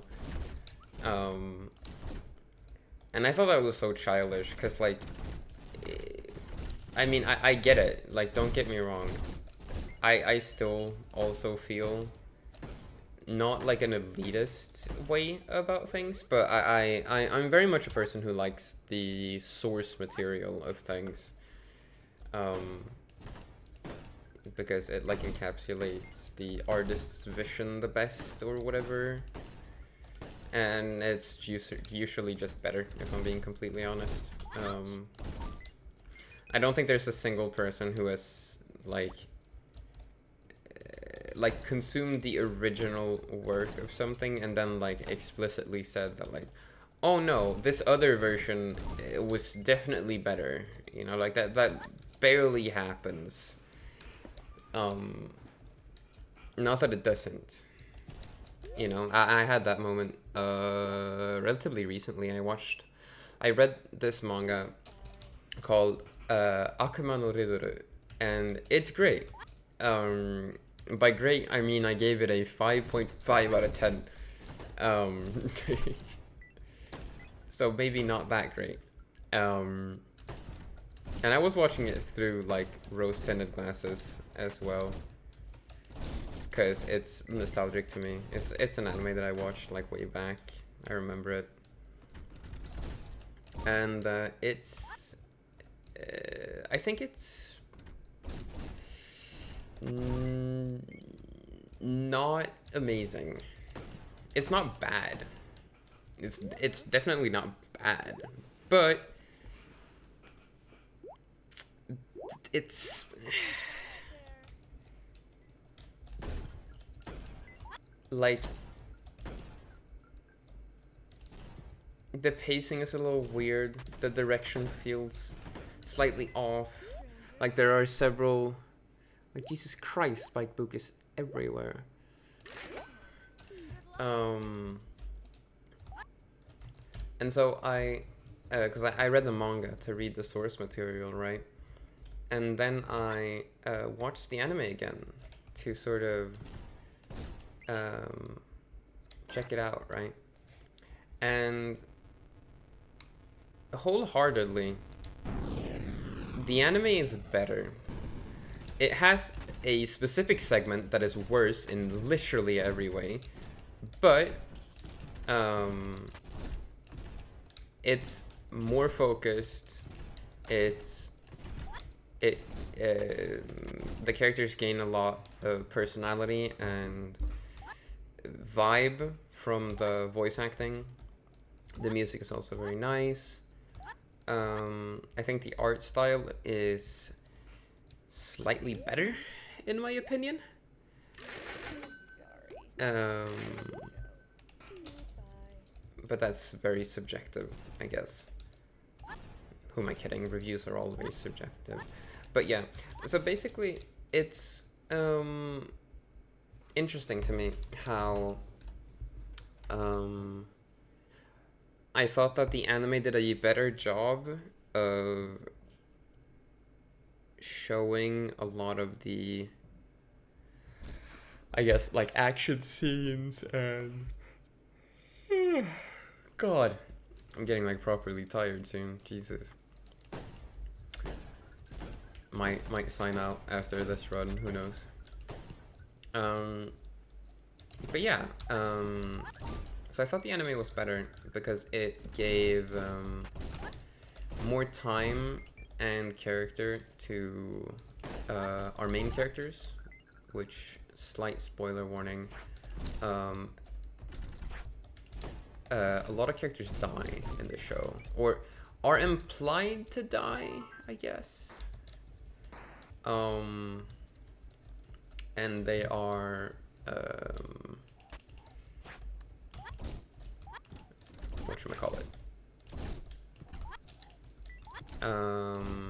They're like written out of the story basically.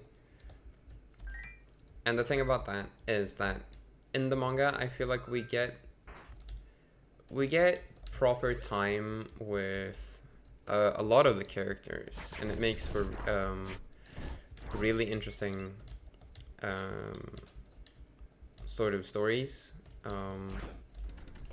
where, because the characters are all enemies of the main character, so it makes for really interesting and like, I guess, emotional like scenes, because we get to know the enemies one by one as they are like, as their time in the spotlight, you know, arrives, and I think that's cool and that's nice. But at the same time, I can't help but fault the manga for not giving enough of the time to the main characters who we are supposed to be invested in, right?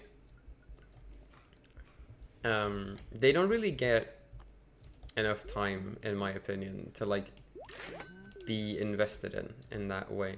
And I think that's like one of the main flaws. And also, like, just in general, the focus is really bad, I think, in the manga. Not to say that it's bad, right? I think it's an okay read. But the anime did it so much better, in my opinion. Except for the Romeo and Juliet arc, because Jesus Christ, the anime fucking butchered that. I don't know if they're like homophobes or something, and we're like trying to, I don't know, like censor the lesbians or something, but like it's so bad. Like maybe it was because like the anime started airing before the end of the manga, but the anime had like supervision from the mangaka, and like oh, it just doesn't make a lot of sense to me. It's like it's one of those things where I genuinely just don't understand how it could be so different in like the worst way possible. Because they removed all of the like emotional like weight of that scene, because that scene was, oh, I forgot to jump. That scene was the Romeo and Juliet arc. There's a scene in that where a character has to choose between revenge and love, basically, and it is great. It doesn't have any emotional weight in the anime, because they just kind of sort of like it. Not only do they change the happenings of the arc, it's a little different. It's still recognizable as the same arc, but there are like some key differences, and I think that like genuinely that the anime is just worse in absolutely all aspects when it comes to that specific arc. And it's like, I don't know how they fucked up that badly. Still worth a watch. Still fun. Besides, if you don't know the source material, then you probably won't see anything wrong with it. I mean, I didn't the first time I watched it, but I was probably like 10, so that shit doesn't count if I'm being honest. Riktigt skön Gary, så jag frågade om namn. But yeah, so a lot of, I guess, what I thought was quote unquote wrong with the manga, the direction and focus specifically was fixed in the anime, and unfortunately for some reason they decided to just butcher the best arc. I will never be able to forgive that. Like, what the fuck? Because that arc in itself is like an 8 out of 10. I like that arc. I really like that arc. Like, it's a little shallow, I guess, in some aspects, but it's genuinely like a good story.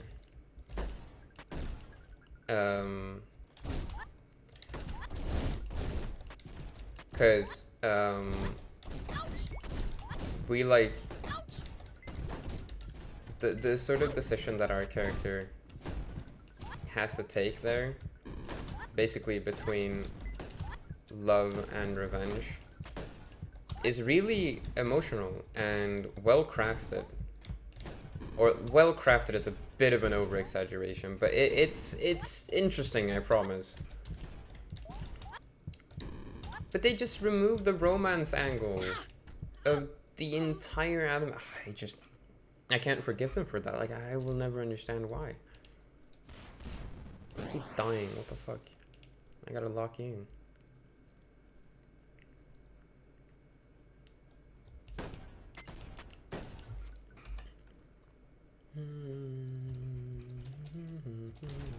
Love this song.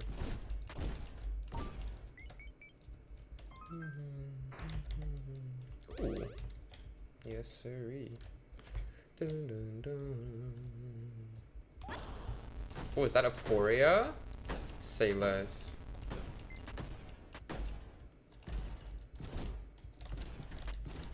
But yeah, so I still think that the anime was better than the manga, because I feel like the manga was like genuinely just felt so disconnected, and so like it had something to say at some point, and then it just didn't. And it had like interesting themes and plot points, and then it just didn't. You know, like I don't know. I don't know exactly how to describe it, but like genuinely, it felt like a lot of good ideas and a bad execution. And I feel like that's what makes the anime better in my eyes, because the anime are those ideas, or well, not all of them, unfortunately, but it's it takes those ideas and just like makes them the actual focus, instead of sort of not committing to it, I guess. Hello there. Like there are several. Oh, these are all good.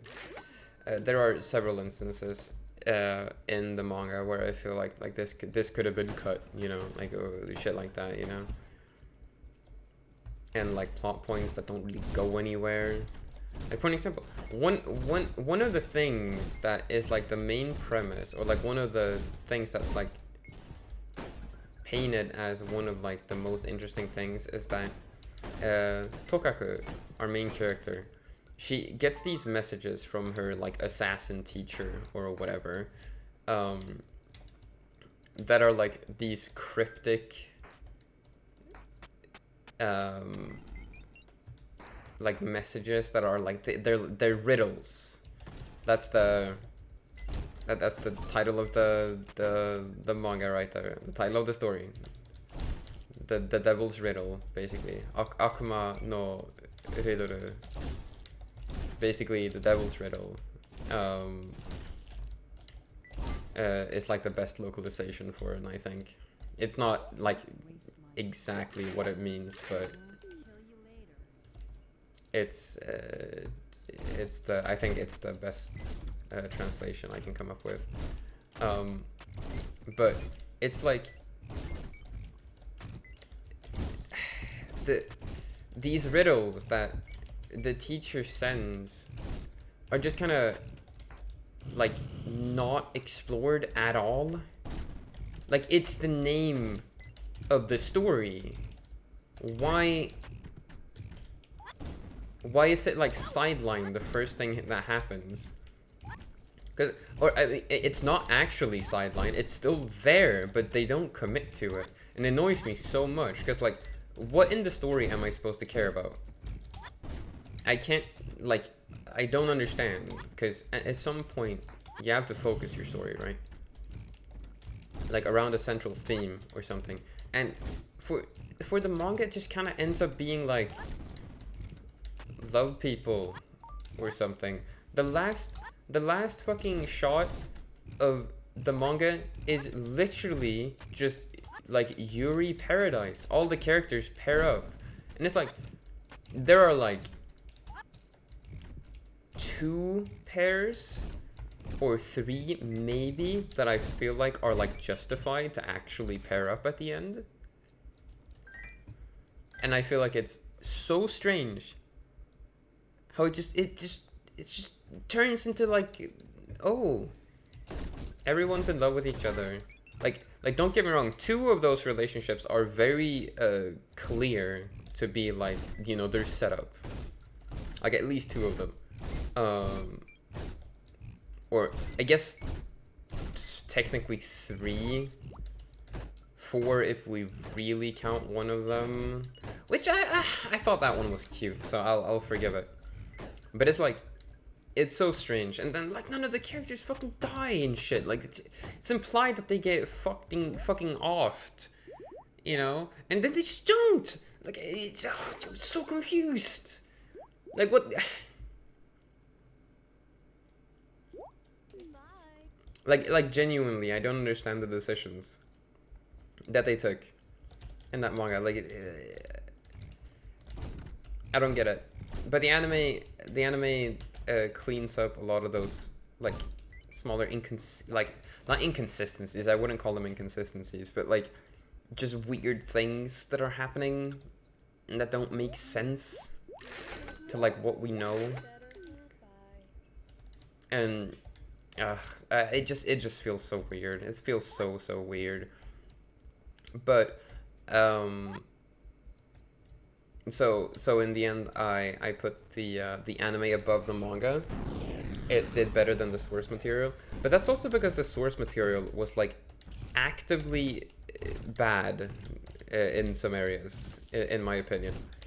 Don't get me wrong, it's still worth reading. I still think people should read Akuma no Ridoru, because it has a lot of themes and interesting things that I think could be like an actual relevant topic of discussion. For an example, the whole Queen Bee thing that they go into at the end.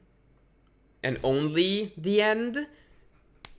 Oh, so little setup, so little payoff, nothing of consequence. But yeah, anyways, I get frustrated with the story because, as I said, like it's nostalgic to me because, you know, I watched it like probably when I was 10 or something, but like genuinely just pisses me off because it's like not that good. Just like it upsets me. But yeah, anyways, what was I getting at?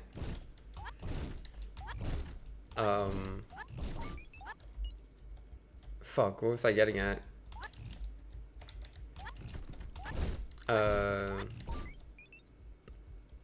The anime was better in the end, in my opinion.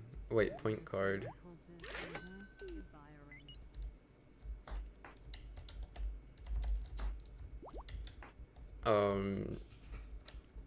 So yeah, like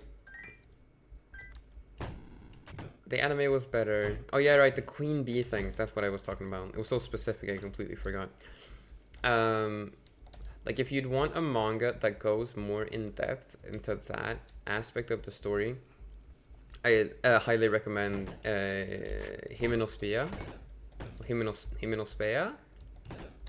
I don't know exactly how to pronounce the name of the title, but it basically takes that concept and makes it the central focus of the story, like Akuma no Ridoru should have been, if that was like the main, like the climax of the story, but then they didn't focus on that for the entirety of the story except for like the last, I don't know, 3 chapters or something, with like minimal setup just before that. And it just feels so weird. Like, come on, man. I'm gonna fucking die here, I promise you. Beep bop. Beep bop.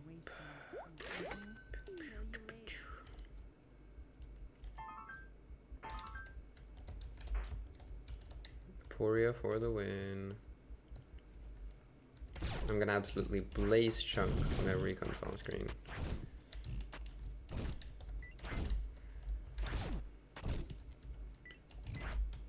But yeah, so I'm not always, how did we even get into this conversation? Basically, I don't always think that the source material is like better or something like that. I'm not a source material elitist in that way. I mean, I kind of am, I'm not gonna lie, but not completely. It's just that in my opinion, often an adaptation of something is often just made to be an adaptation of something that's already popular, to sell it to that fan base and to new fans that have never heard of it before. You know?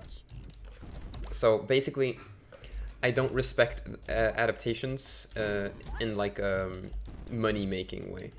Like I feel like it's annoying how sort of shit. Oh, can you die, Chunks, please? I would benefit from some peace of mind, please. I don't want to use up this weapon. Oh, there we go. money. Thank you. Well, hopefully I can get a heal on Dark Moodwoods. Good luck, is all I say. But yeah, so it's like I wanted to compare them. I wanted to see, and in the end, I do genuinely feel like the anime was better. But if you want a sort of like, if you want the Queen Bee storyline, go for Himenospia. If you want the Yuri, I guess read the manga? I'm not even sure. Like, there are better Yuri works out there that also have like specific pairings for more interesting dynamics than I feel like this one goes into. Dude, are we already getting cracked? Jesus Christ. 1, 2, 3, 4, 5, 6, 7, 8, 9, 10. 10 items? 1 room? Don't mind if I do.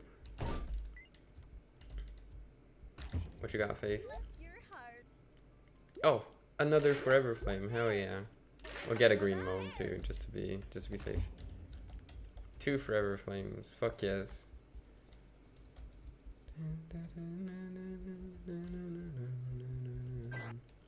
Wait, what was that? Oh, it was Arena, right? Could I fight Arena like this? Not with this weapon, no. Let's see our DPS on this guy.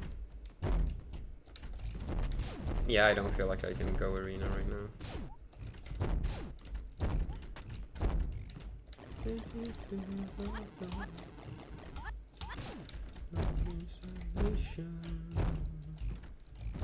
Like, I need more DPS.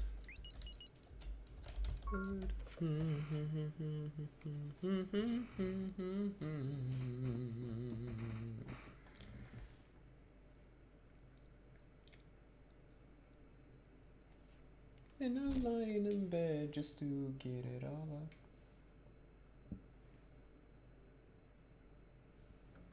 A little peculiar.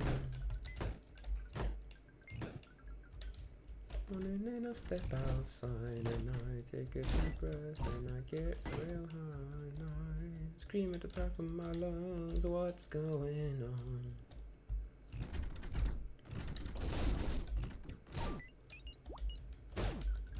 Hey, I said hey, what's going on? Hey,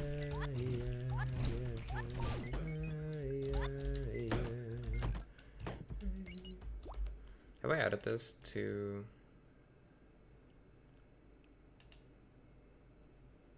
No, I already had. I had a specific playlist called Tracks That Make Me Feel Something, and this is one of them. So I thought I'd add it, but I had already done it.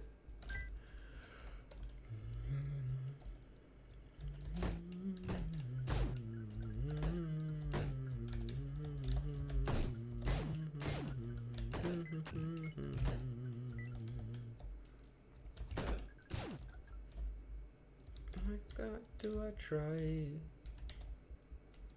all the time? This is the tuition. When did I get something that allows me to just walk over?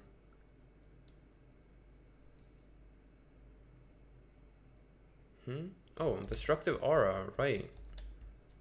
I forgot. Just to get it all out, what's in my head now. A little peculiar.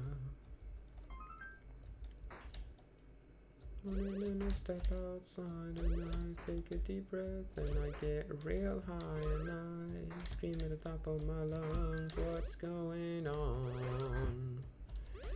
And I said, hey, yeah, yeah, yeah, hey, hey, yeah, yeah. I said, hey,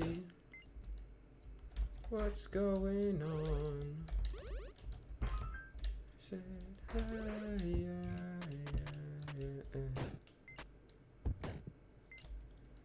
I said, hey, what's going on? Yeah. Getting real strong here.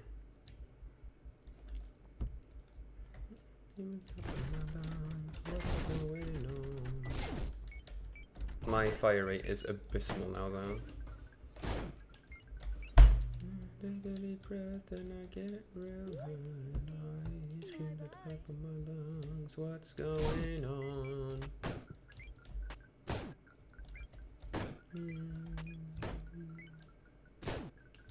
I'm gonna say something blasphemous. She-Ra and the Legend of Power, or whatever the fuck the show was called, was so mid.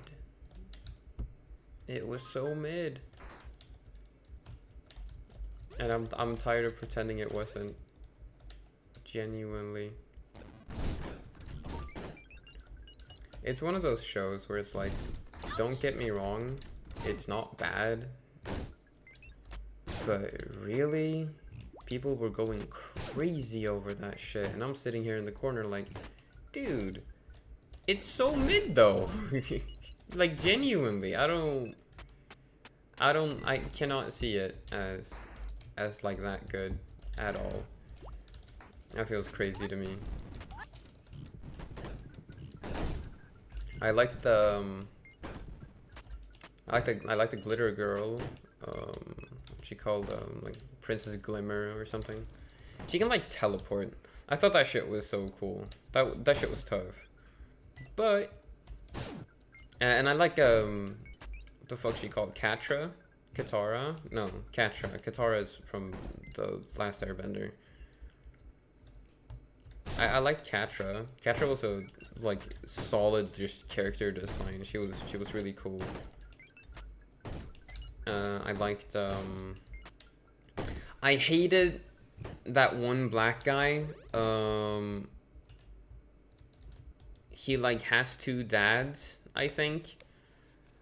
That was like the most interesting thing about him. He was real boring and I didn't like him. I can't even remember his name. I'm like not shitting you. I just can't remember what he's called. Duplicator. Wait. Let's see if we can do something with this. But yeah, I don't like that guy. Every time he was on the screen, I was like genuinely just like annoyed. I didn't like him.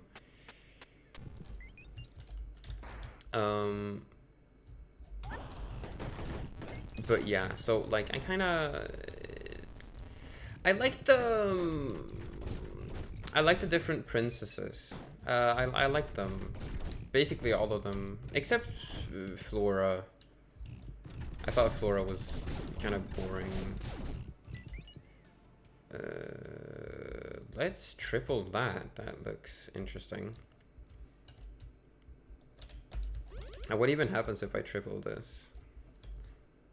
Will I just get super lucky and like get like a bajillion, gazillion, fulfillion dollars? I mean, it's not like I need that, honestly. I already have a million, gazillion, fulfillion dollars.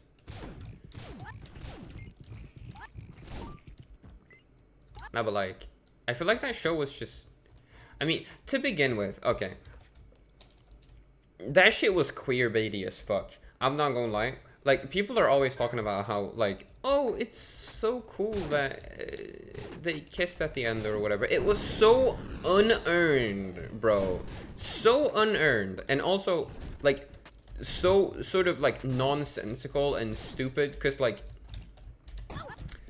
Katara, we all knew, like, Katara or whatever she's called. I still can't remember exactly. Is it Katara? It's probably Katara. It's like, dude, she was like straight up, she was in love with She-Ra. What the fuck is she called? She has like a proper name. I know it.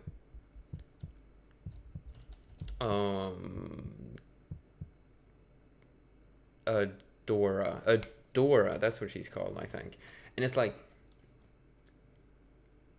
that makes sense, but then she returns her feelings just from like seemingly out of nowhere. I just don't see it. And like, oh, there's so much about that show that I just did not like. And I'm mostly just upset about it because everybody is talking like it's some like god show. Like this is the best shit ever. Like this is like genuinely that good. Like they're talking about it in the same breath as like the Owl House, and I'm like, bro, these are not comparable. The Owl House is peak, while like this is like it's mid. It's not bad, it's just not that good. It's not as good as people say it is, and it annoys me. And there's like no deeper reason. It just annoys me that people are liking something that I don't. Or rather that my problem isn't that they're liking something that I don't like. Or, I mean, I like it, don't get me wrong. I thought it was really fun. I watched the entirety of it, so, you know, it was at least good enough for that. It's just that, like, I'm so annoyed by the fact that people are not talking about its flaws and are, like, only praising it. I mean, it's the same problem with, like, the Owl House, too. I think a lot of things in the Owl House are just kind of like, badly set up and stuff. But at least the queer romances in that one feel like they make sense in my eyes, because I feel like the only reason why there is a romance between Adora and Catra in She-Ra, the Legend of Power, or whatever it's called, I still can't remember. It's like because it was expected to, like because there was like pressure to do it. I feel like that's genuinely what I feel like. Not that it was like, or maybe the finale was like rushed or something. Like I can't believe that people genuinely say that that's like a good romance, you know? Like I don't understand the perspective. I can't see it. And that's too bad, you know, for me, honestly, you know. I would probably enjoy the story a lot more if like it was different. I really like that Scorpion Princess, whatever she's called. She slayed. I love her. She's super cool. Scorpia, I think she's called. I thought she was cool. She also had like a cool little character arc. And also that one motherfucker, I can't even remember. Like the dark wizard elf person, she was cool. I thought Seahawk was kind of... It was kind of just emasculated for jokes, if I can remember, like, correctly. I don't feel like I sort of vibe with his character ever. But he was kind of funny, and I liked his sort of romance with the mermaid princess. Because I think they really nailed that dynamic of like, oh, here's a guy who really likes this girl, and she's like super indifferent, but at the same time she clearly likes him too. I think they really nailed that dynamic. See, I can say good things about things, you know. Look, I'm not all negative. And I thought it was pretty good. I thought, you know, as I said, right, a lot of things about the show was good. It's just that I don't see people discussing the things that are like bad about it, and that upsets me. I don't like when things get like an unbridled just praise. I don't like that. At least when it's something that I can see problems with. You know, it's like if somebody were to be like, oh, here are all the good things about The Binding of Isaac.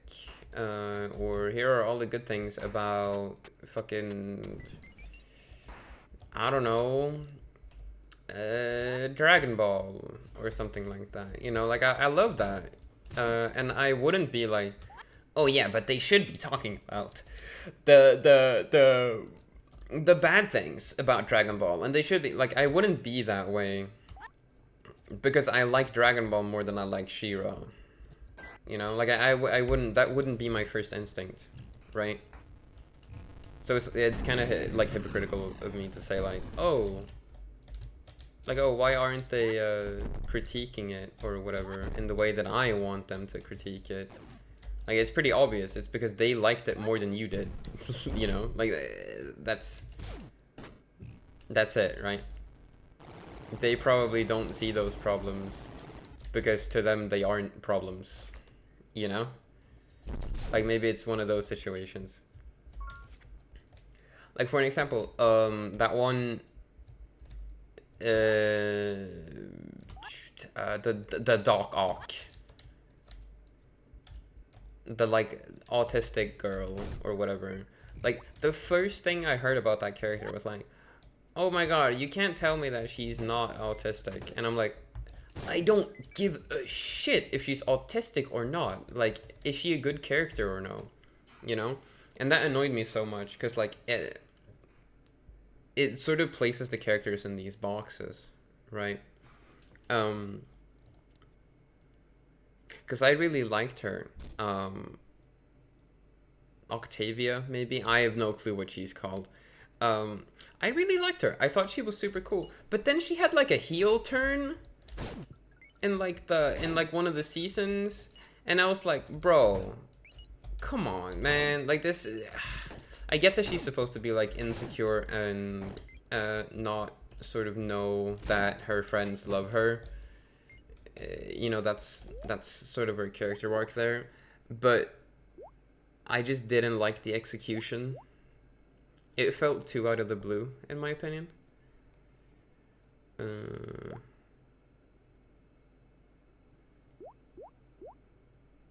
Let's go Gold Kernel, fuck it. Because we have tax forms.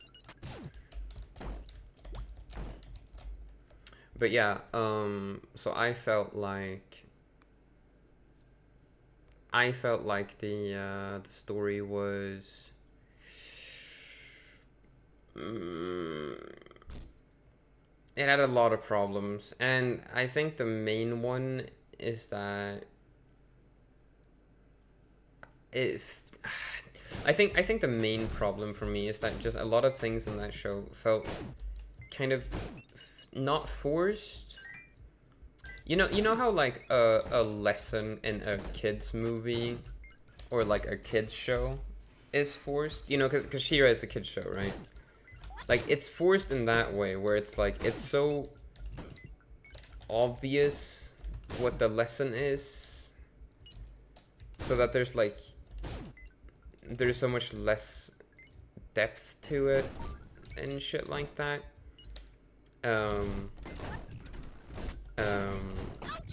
To be like explored and like nuances to be had. And I think it kind of suffers from that a little bit. Because I just felt like a lot of the show was just like, oh look, this is like, because I don't want to say it's not good, because like it is good, you know, like I don't want to like say that because it's not true. Oh, did I pick up sugar? Fuck. God damn it. And what am I waiting for? Nah, we'll find a way to negate it somehow, I don't know. But yeah, so I wanted to, I wanted She-Ra to be better than what it was, I think. or like more subtle with some of its messaging and sort of more like open more of a discussion about things, I guess. Basically, I'm just being a bitch about it. There's no real reason, I think. Oops. Oh wait, I should have taken that. Oh, globe. Fuck.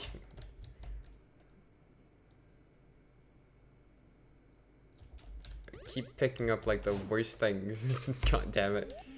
We had the really good items there, and I messed it up. But I got the med kit, didn't I? I got the med kit, yeah. Each other know it's hard, but we need each other. Looking for, take it with it, what you asking for. Oh, the dashboard. It is my passport, back and forth. What you asking for? Is that a duplicator or is it? It's a detonator. Oh, we could get puke here.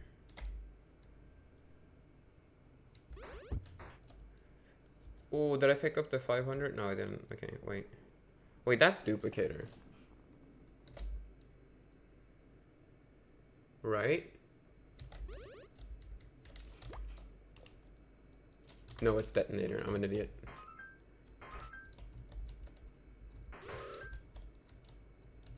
So many items. Sure, just grab them all. Fuck it, we ball. Takes too long to sort through them all. This is the curse of Aporia. Many items, but also like it's the curse of having many choices, many decisions to take part in.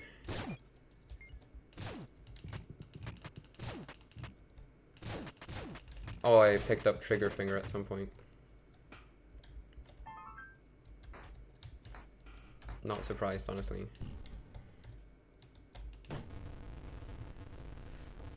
Well, we're super strong now, so we're kind of fine.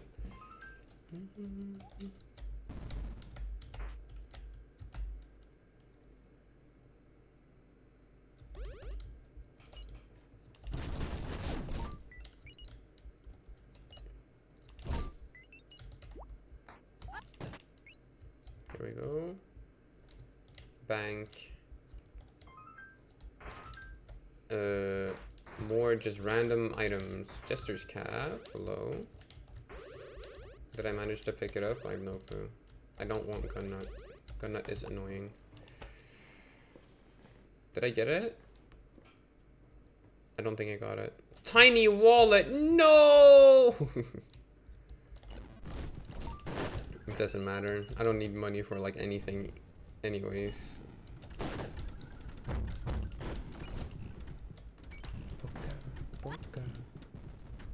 Get down here.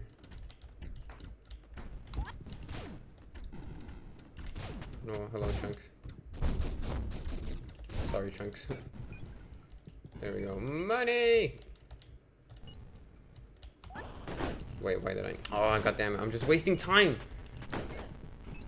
Oh, wait, I have jar of brains. I didn't even notice.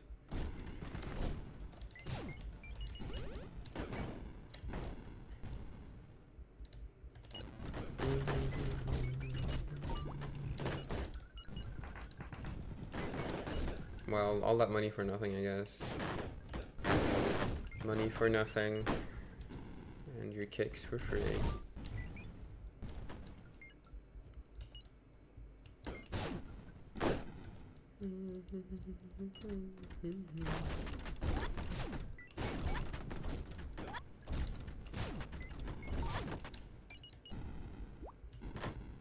Let's grab it. Why not? Let's see what Faith has, actually. Let's see if we can, like, just stack this run completely for no reason. Duplicator.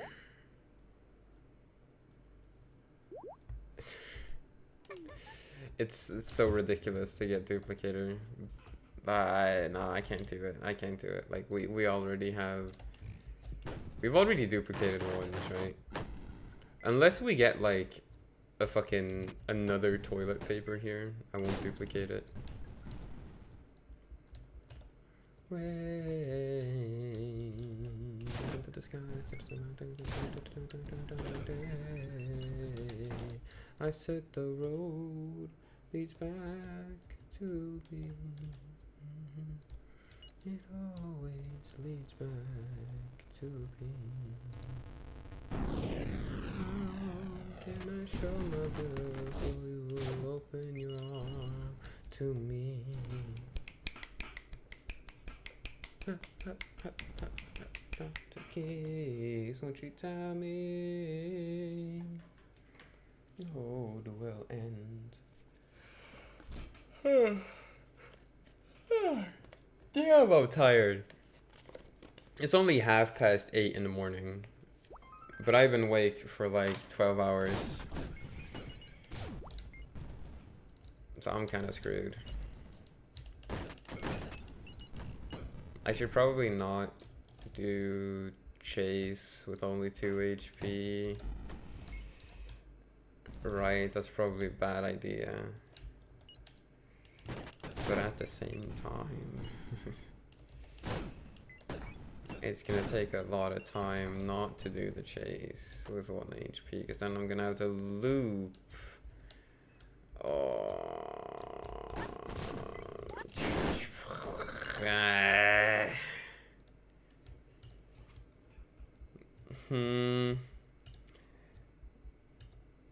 Do I loop? I feel like this run is already so fucking stacked that there's like no proper reason to. Okay, let's just clear out our path. There might be enemies in the way, we might get fucked up, but at least it'll be like there won't be anything in the way.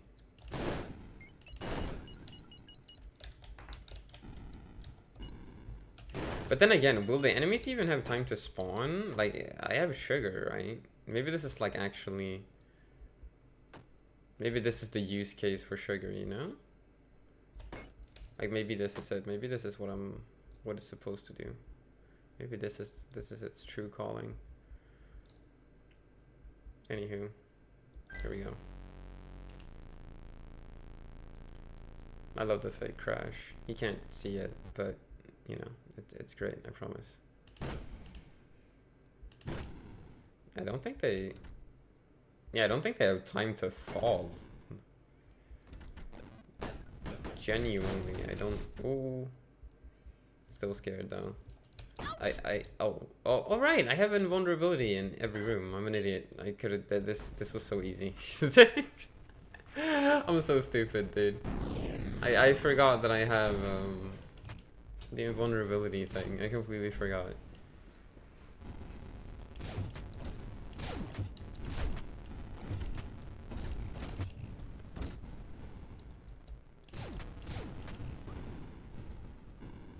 He jump.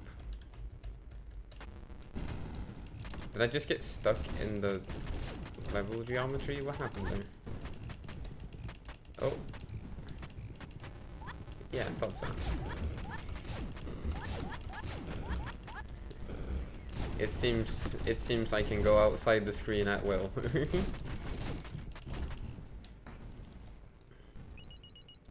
That's kind of funny. I hate how you can't exit this. Can I can I like what if I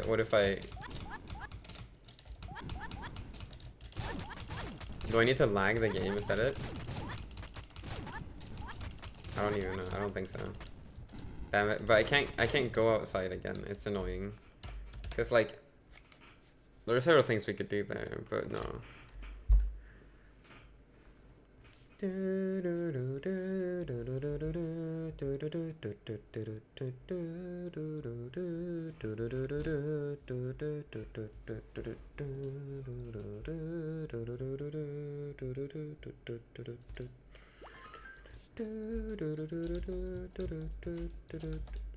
On the verbal sweet lesson.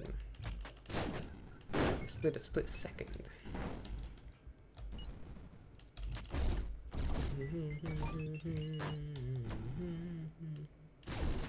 I'm as live as it gets. This head is wrong, this bag is gone. If you ask me, they dead wrong.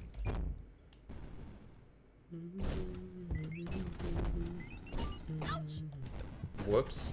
That's not good at all. Please don't kill me. Then we all just get along.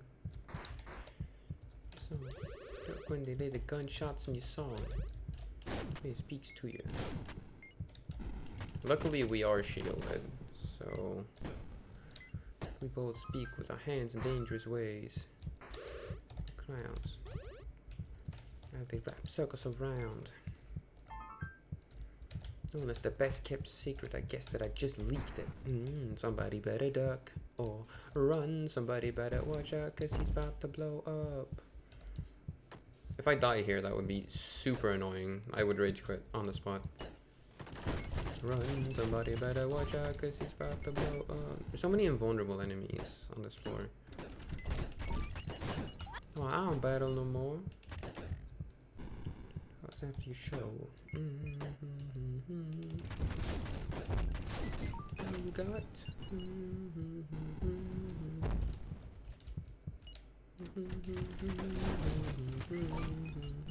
Oh, yummy chocolate saved me. Well, since I now have HP to spare, what if I...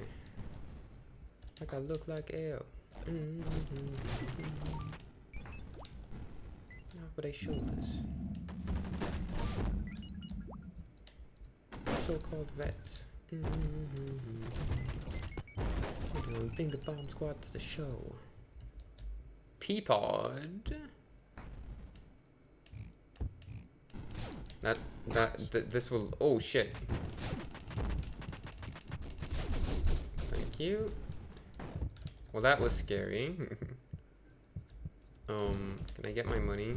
Did I get my money? Oh wait, I already have 500. Doesn't matter. Wait, how much is that? It's over 5k. That's crazy. Anyways, somebody better watch out, cause he's about to blow up. Let's go here. Just right away. There's no reason to stay if we don't want to accidentally die.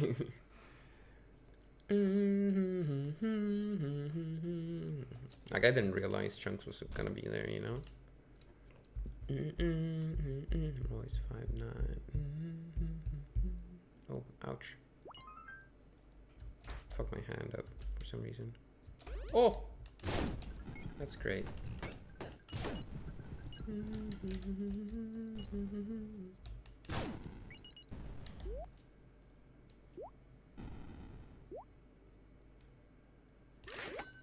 Sure.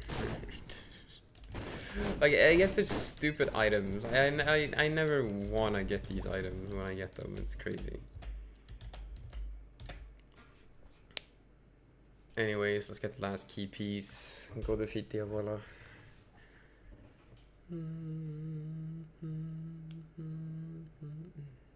Post Malone gets outshined on every one of his songs. It's crazy.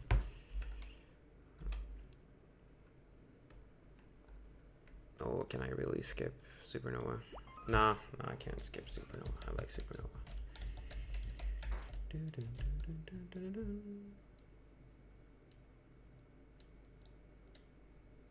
I'll get Horseshoe, I guess.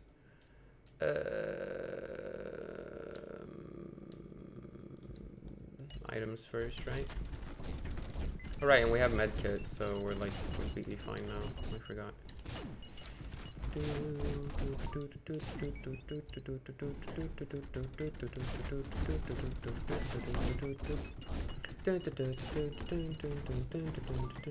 it's the remix. Peapod will fuck me up. Will you change to something else? Yes, item refresher. Piggy bang. More movement speed. I'm an idiot. I really should be picking things up with more care. Alright, I can't break this one. Another steel heart? Wait, oh, I missed that. Damn it. Oh, Jester's cap. I'm so fucked. Did I get the eviction notice, dude? Okay. Okay.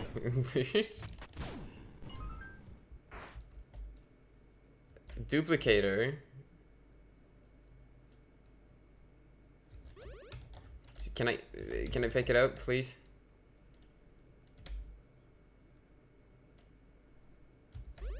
Okay. And then all stats up. Oh, that's great. Oh, fuck. Okay, well, we don't need more items anyways. It's fine. It's fine. It's fine. Cope. We have to just cope our way to victory.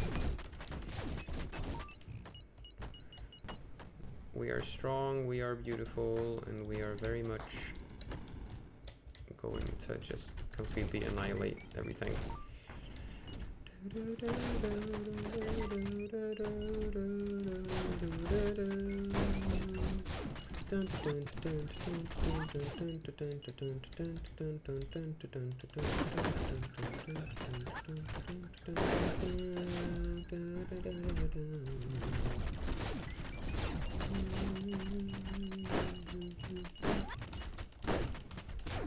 I can jump like 1,000 times in the air now, too.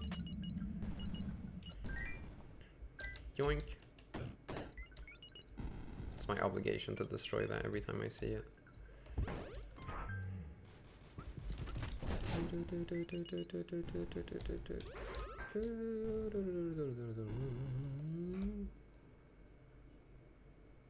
Wait, didn't I pick up Gun Nut? I'm so confused. Why are these still paying out? Whoops.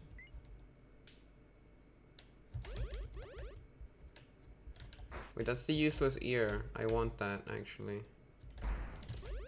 There we go. It did like nothing. I got all the useless items and it did nothing. No? Useless ear.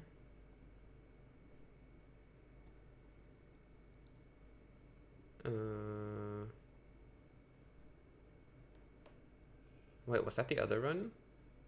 Am I tripping? Useless eye. Yeah, we don't have hand. Wait. Be for real? I thought we got hand at some point.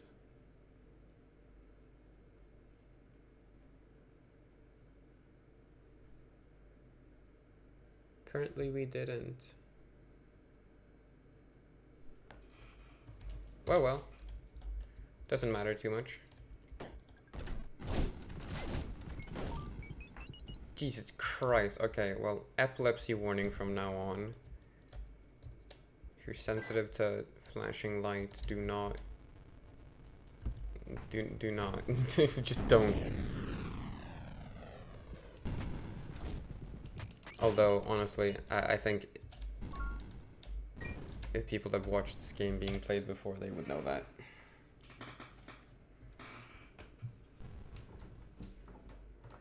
This song is cool now, but I kind of want to listen to something I can like sing along with.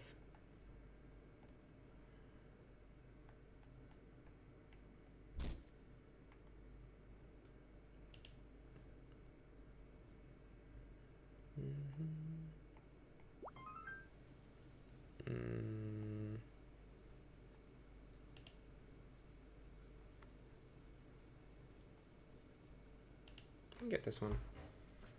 I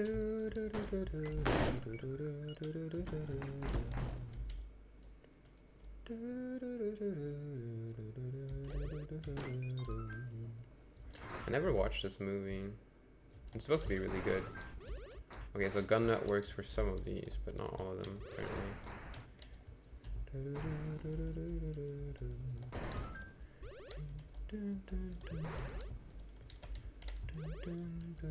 Oh, keep. Yes.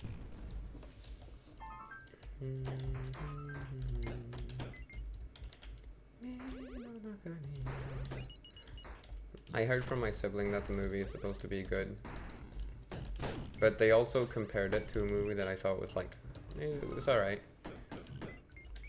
which was like Bubble or whatever it's called.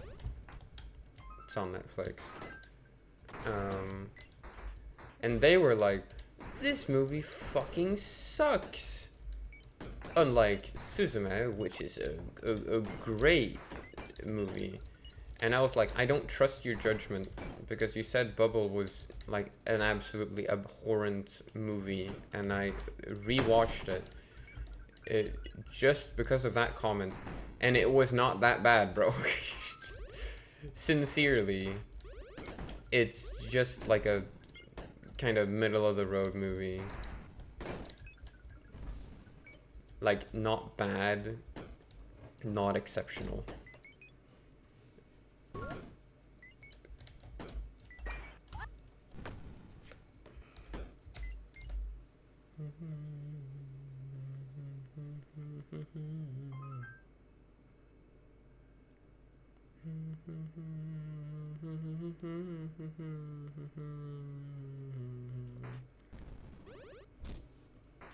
No, don't make me pick things up. Game, please.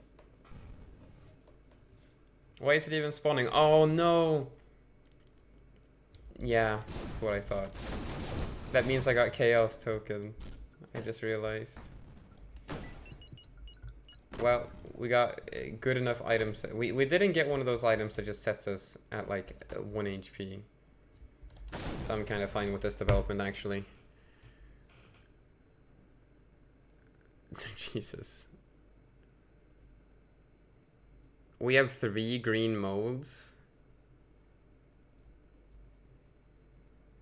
3 useless hands. 3 raging fires. 3 purple babies. Jesus Christ.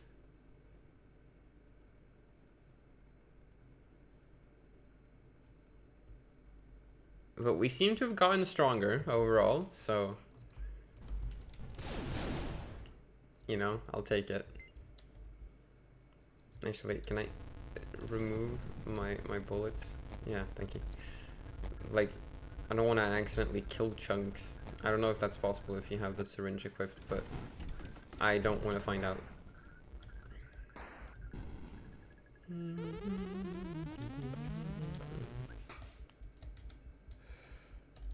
Can I skip this? No.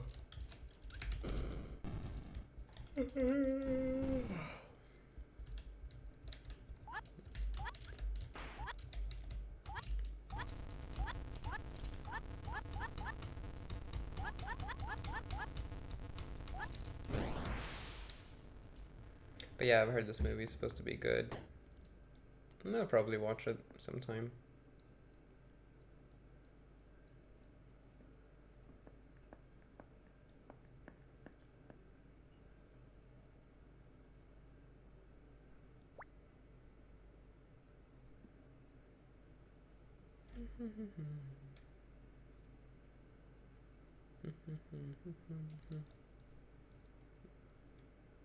Why is it like taking so long to load the level? No! The cursor isn't working. Did it crash? Don't tell me it crashed. Oh my god, Dead Estate, fuck you, man. Does this all the time, man. Jesus Christ. Oh, the sun really did peek in. What the hell? Ouch. What the hell? Oh, it's like relatively cloudy outside and there's just a gap. Ouch. Jesus Christ. Let's open the game again. If this erased my run, I'm gonna cry. It won't, right? Yeah, we all good. Oh, we'll spawn here, even. Well, that's great. Oh, I had another chaos token, didn't I? Oh no, I have like no HP. Can I, wait, can I just... Can I re-roll the chaos token?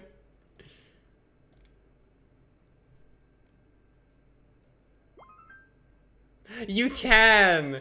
Holy shit, dude, this game is great. I love this game. This game is so stupidly exploitable. I love this shit. Like, what do we have this time? Like, genuinely, what the fuck is this? 3 mitosis. Oh my god.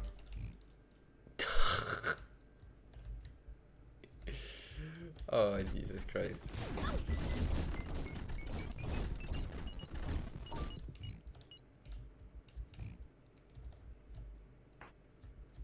Like, this is so ridiculous.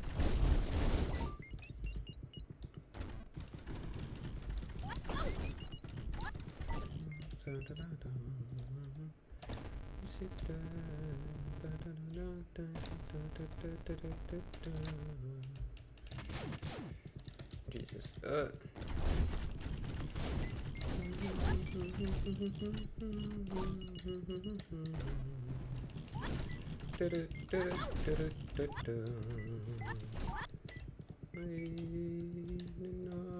I have another chaos token, so next floor is gonna be another reroll. Are you serious?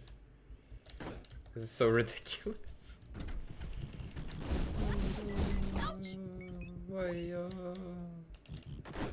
I'm not picking that up.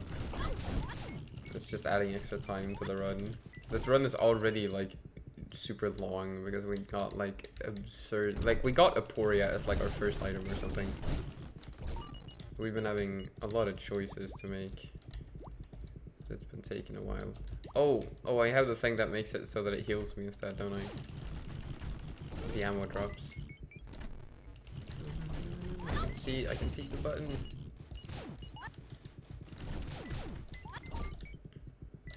Come on.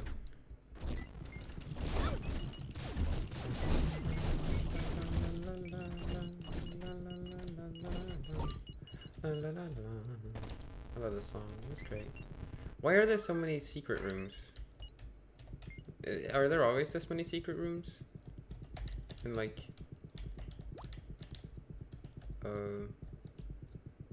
this place? Or am I tripping?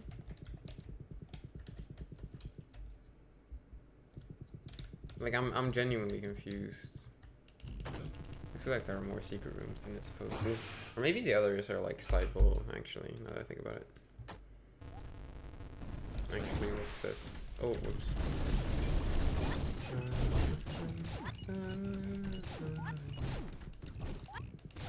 Chaos token is just a free win.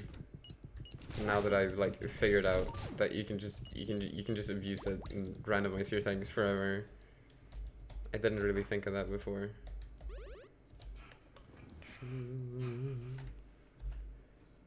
Anyway. Yeah.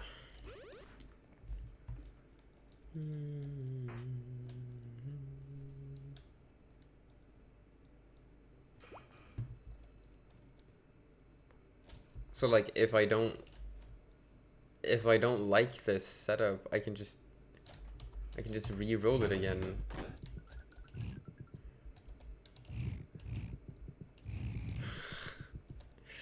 Why do we have such ridiculous damage? Or like fire rate? This is hilarious. I hope our damage matches it, because if I take damage like once, I'm re-rolling the entire thing. I don't want to lose like almost an hour of gameplay. Like, I'm sorry, I won't do it. I can't bring myself to.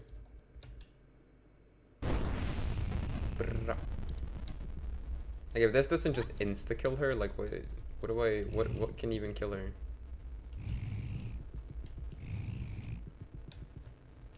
Come on then, Diabola.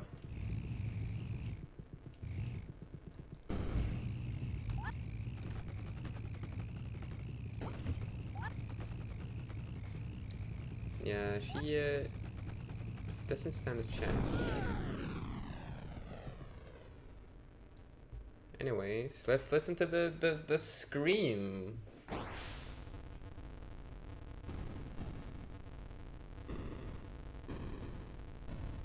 No scream. There, there, there was no scream? I'm so disappointed.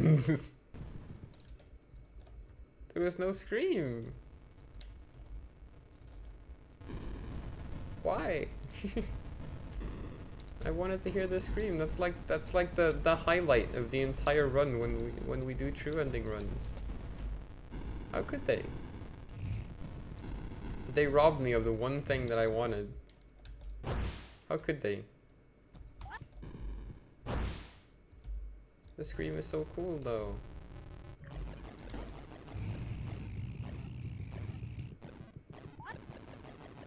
Wait, do I have that? Holy shit, my projectiles destroy other projectiles. Oh my god, this is ridiculous. That's so funny. That just makes this fight like trivial. But this fight is always trivial because we have like the most goated items each time.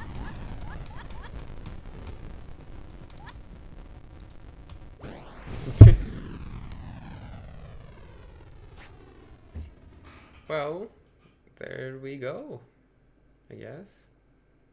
True ending as Jules. The Bounty Hunter. Complete a run with every individual curse enabled as Jules. You unlock Jules' sea costume. That's nice. And we also get the true ending achievement, right? Right?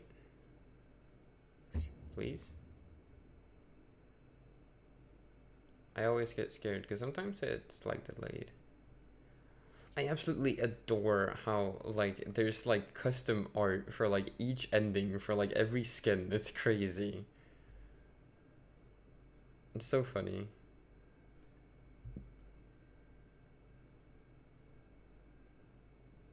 What's the fuck? What is this JoJo's pose, bro? Love that shit. Also, why is everything in black and white? Is that because I had the black and white filter? More JoJo poses. Yeah. We've seen all this.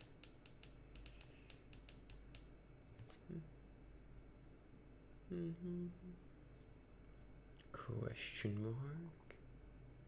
Wow.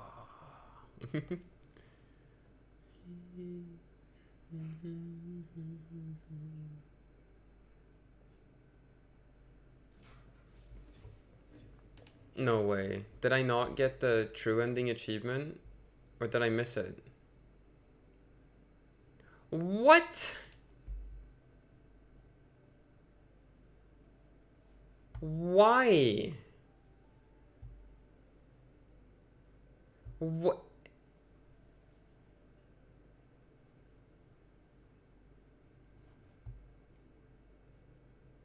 Why?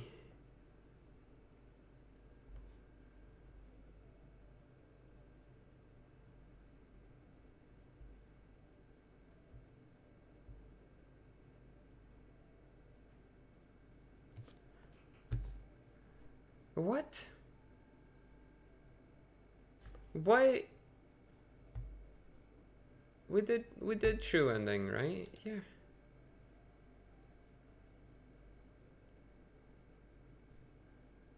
And it was on normal difficulty.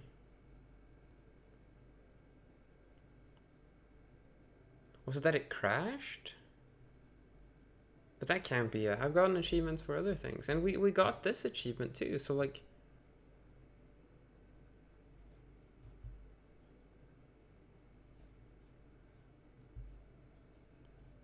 Why did it not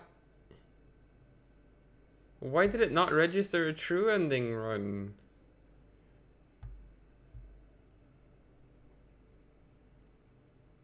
What? I don't understand this game, man. They're lucky this game is fun. Like, bro, what are these bugs? Or did I do something to fuck it up? Maybe it's my fault.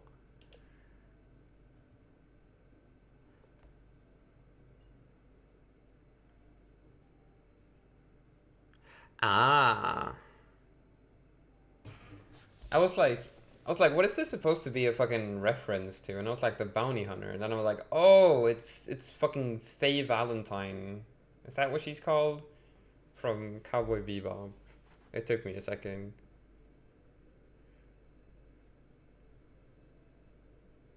But that's great. Would be even more great if we got the associated achievement with fucking just getting true ending. Like, why didn't that register? I mean, to be fair, we did not hear the scream. Right? Maybe that has something to do with it.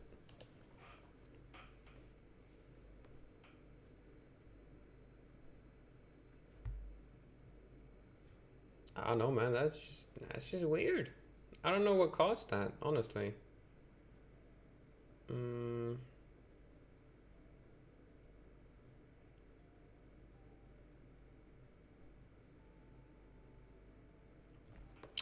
don't know. I don't know. I don't understand.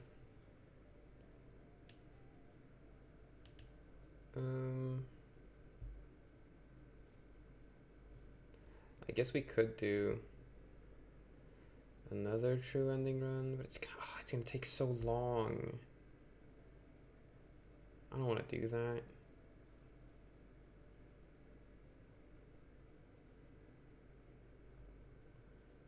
That was such a long run, and then I just don't get the achievement. That's so strange.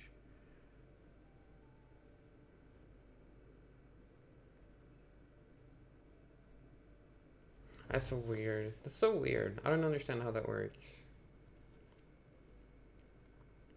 Because, I specifically went for true ending because that's the only thing we need for jewels. But it just didn't register, I guess. Very strange. Very, very strange. But that's fine. It is what it is. This song just slaps so hard.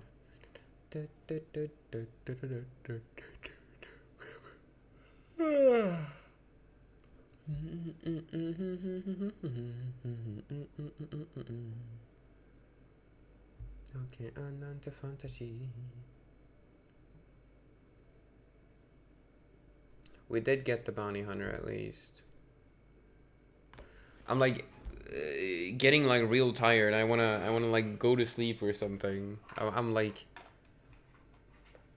I'm the sort of tired where it's like,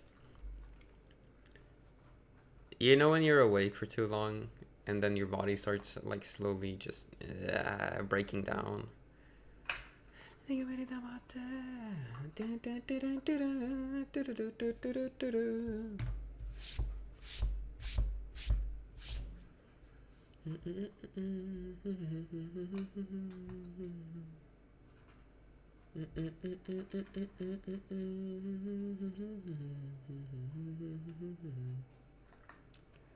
Well, that's how I'm feeling right now, at least. I'm like breaking down slowly but surely.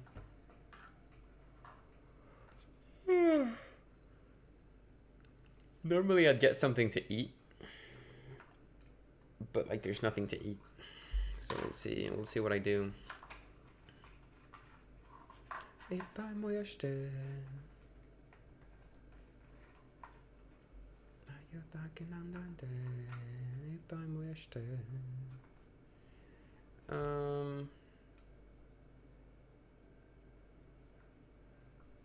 Oh, I really want to get those achievements, but like,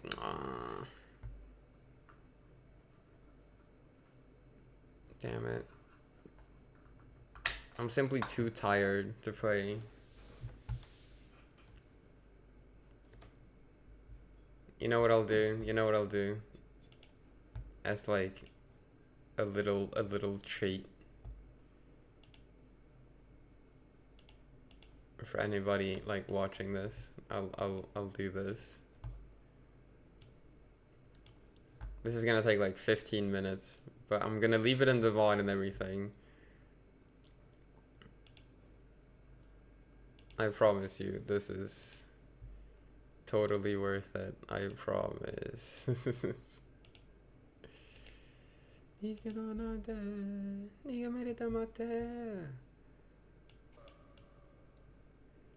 We're gonna we're gonna do a little ultra killing. We're just gonna like we're just gonna go for like some cyber grind. This is how I wake myself up a little bit. I just like I play some cyber grind. That's what I do to like wake up. God, I'm so washed. Jesus. I like how I just use washed as like I'm bad now. I completely just stopped using it for its like original meaning. Whoops. I'm not in the mode yet. Wait, I'm not in the zone.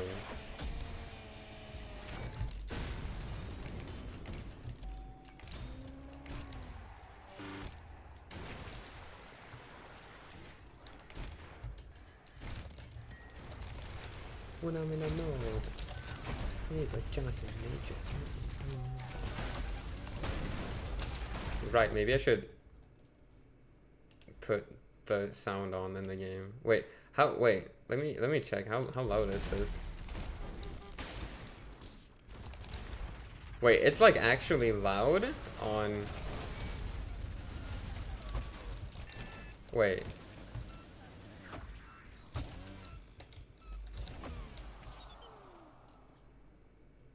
Yeah, it's like properly loud. Full disclosure, I can barely hear the game at all. I have it on super low volume because I like just listening to music while I play. Anyways, well, I guess if that's how it wants to be, then you know, then at least the people watching will get a nice auditory experience. While personally, I will just be listening to music.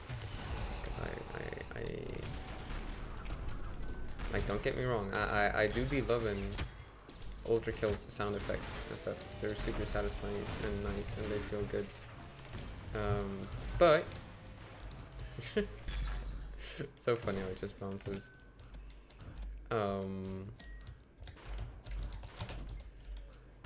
Boing.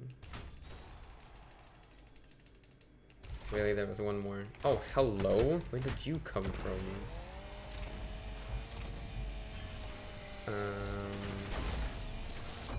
But yeah, like, I usually just play some Ultra Kill in the mornings, like completely unironically.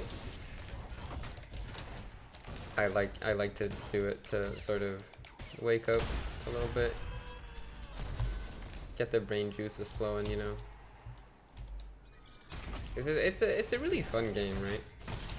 And it's like also not super demanding, because it's actually, let me wait, I wanna put this so I can see my hands. It's one of those things where since most of the game is just like muscle memory and, you know, fun stuff like that,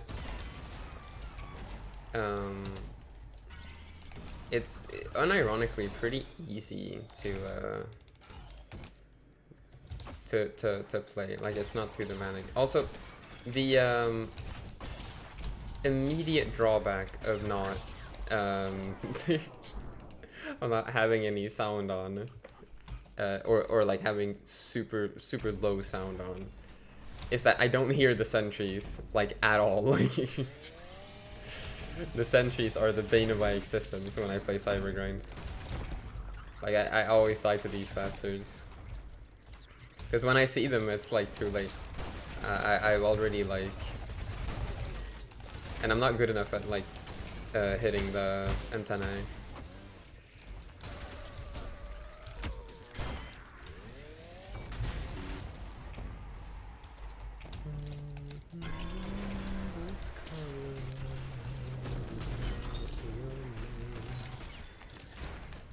I like virtues. I think Virtues are super cool enemies.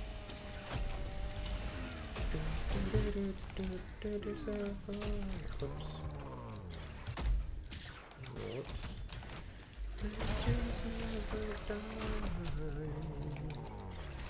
Can I? Oh.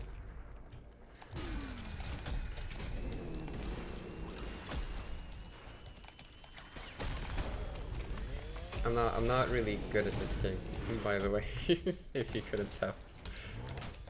It's one of those games where it's like you can like basically constantly improve, and I think that's super fun. Oh, I missed. But I'm also like super bad at anything that requires discipline, as anyone who knows me probably knows. Like, so when I like, for an example, you'd think that I could do like a core nuke pretty well in this game, given that my high score on the cyber grind is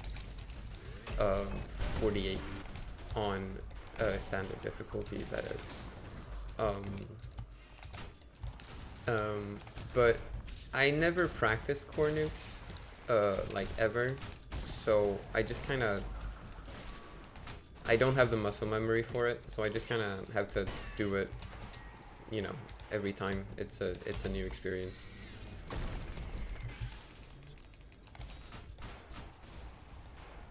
I wish the line to the idol was like stronger.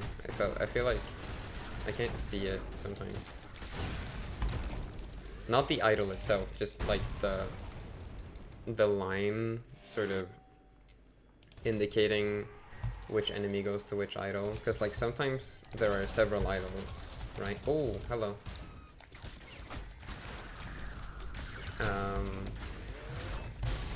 And that can get a little confusing to me, because sometimes I go after an idol and then like I kill it, and then I think that I have like basically that I've opened up like an opportunity to kill an enemy. So then I go over to that enemy, and it turns out that like there was just like some other random enemy that was also idled. That was actually that idol. And that's kind of annoying.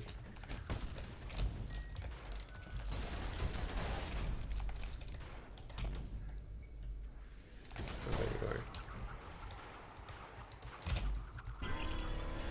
But yeah, maybe I should play some Ultra Kill on stream, like, you know, as like a thing. I really like Ultra Kill. It's a super fun game.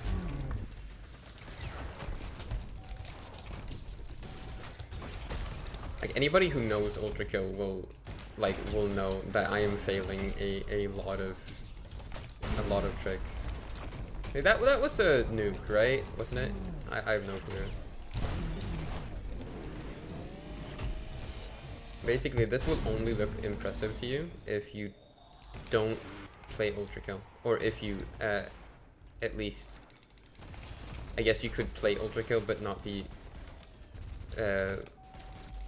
well versed in Ultra Kill tech. I can try a nuke here again. Yeah, it worked well. Alla vill till toppen och vill göra karriär. Vi vill ut i rymden med stjärnorna finns här. Teori en titt omkring. Det kommer tänka dem om någonting. Materiella ting visar för någon som en kopia av någon. Deras väg så kan som helst så att du följer inte med. Så vad är på gång? Ledarna i världen de vill vänta tills imorgon. Tror att man kan stänga av och bara starta om. Livet så vi följer inte dem. Så vad är på gång? Jag frågar så vad är på gång? Jag ringer ut men ingen samarbetar här. Alla vill till toppen och vill göra karriär. Vi vill ut till rymden med stjärnorna finns här. gatan är stor.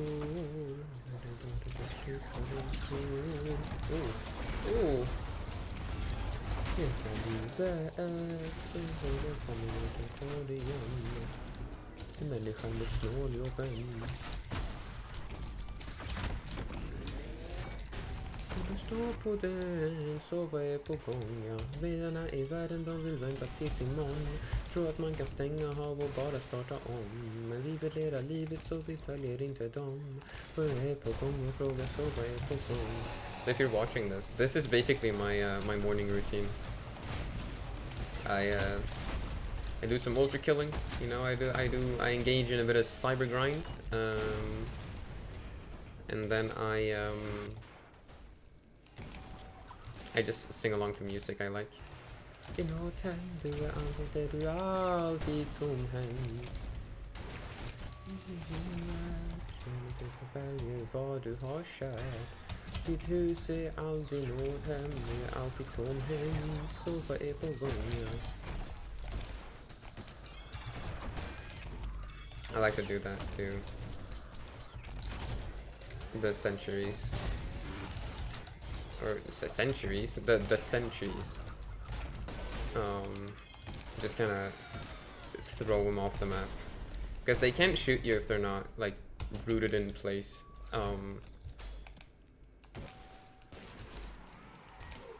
So, if you... And they're, like, very susceptible to, the Knuckle Blaster. So you can just kind of throw them off. I like doing that. I think it's pretty good.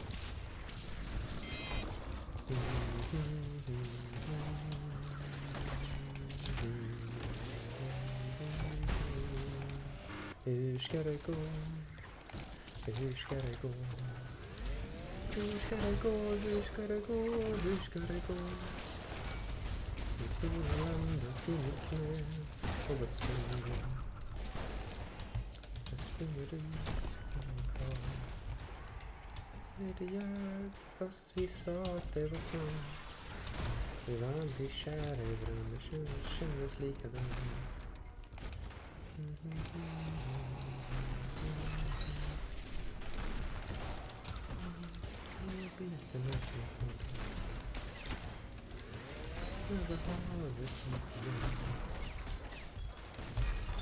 Oh, I need HP. Here. Thank you.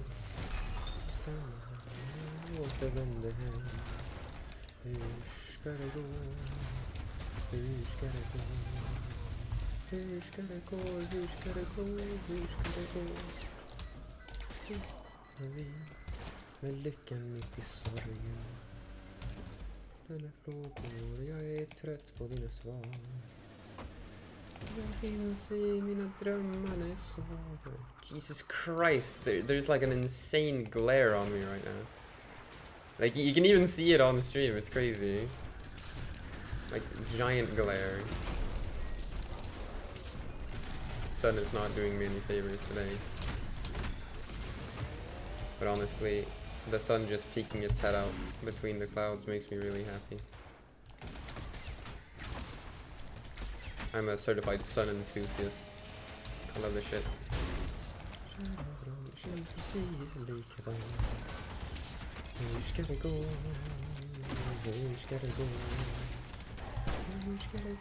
I don't like the ferryman. He's annoying. Oh, I'm screwed. Okay, please. Oh.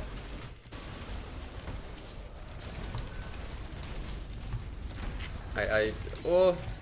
Ah! I'm so screwed. I'm so screwed. Ah! No. No! Oh, I knew it. I knew it. I'm so bad at this game. It's so annoying. I'm not good, like, at all. I wonder if at some point I'll get the legendary 50. Can I? I've forgotten how to do it. There we go. Who's gotta go? Who's gotta go? Who's gotta go? Anywho, that's a little ultra kill gameplay for you. You know, if you happen to watch this. If so, then don't tell anyone, but I love you. And yeah, I guess with that being said, good ciao for now. I think I'm gonna go to bed, honestly. I'm kind of tired. But yeah. Bye bye.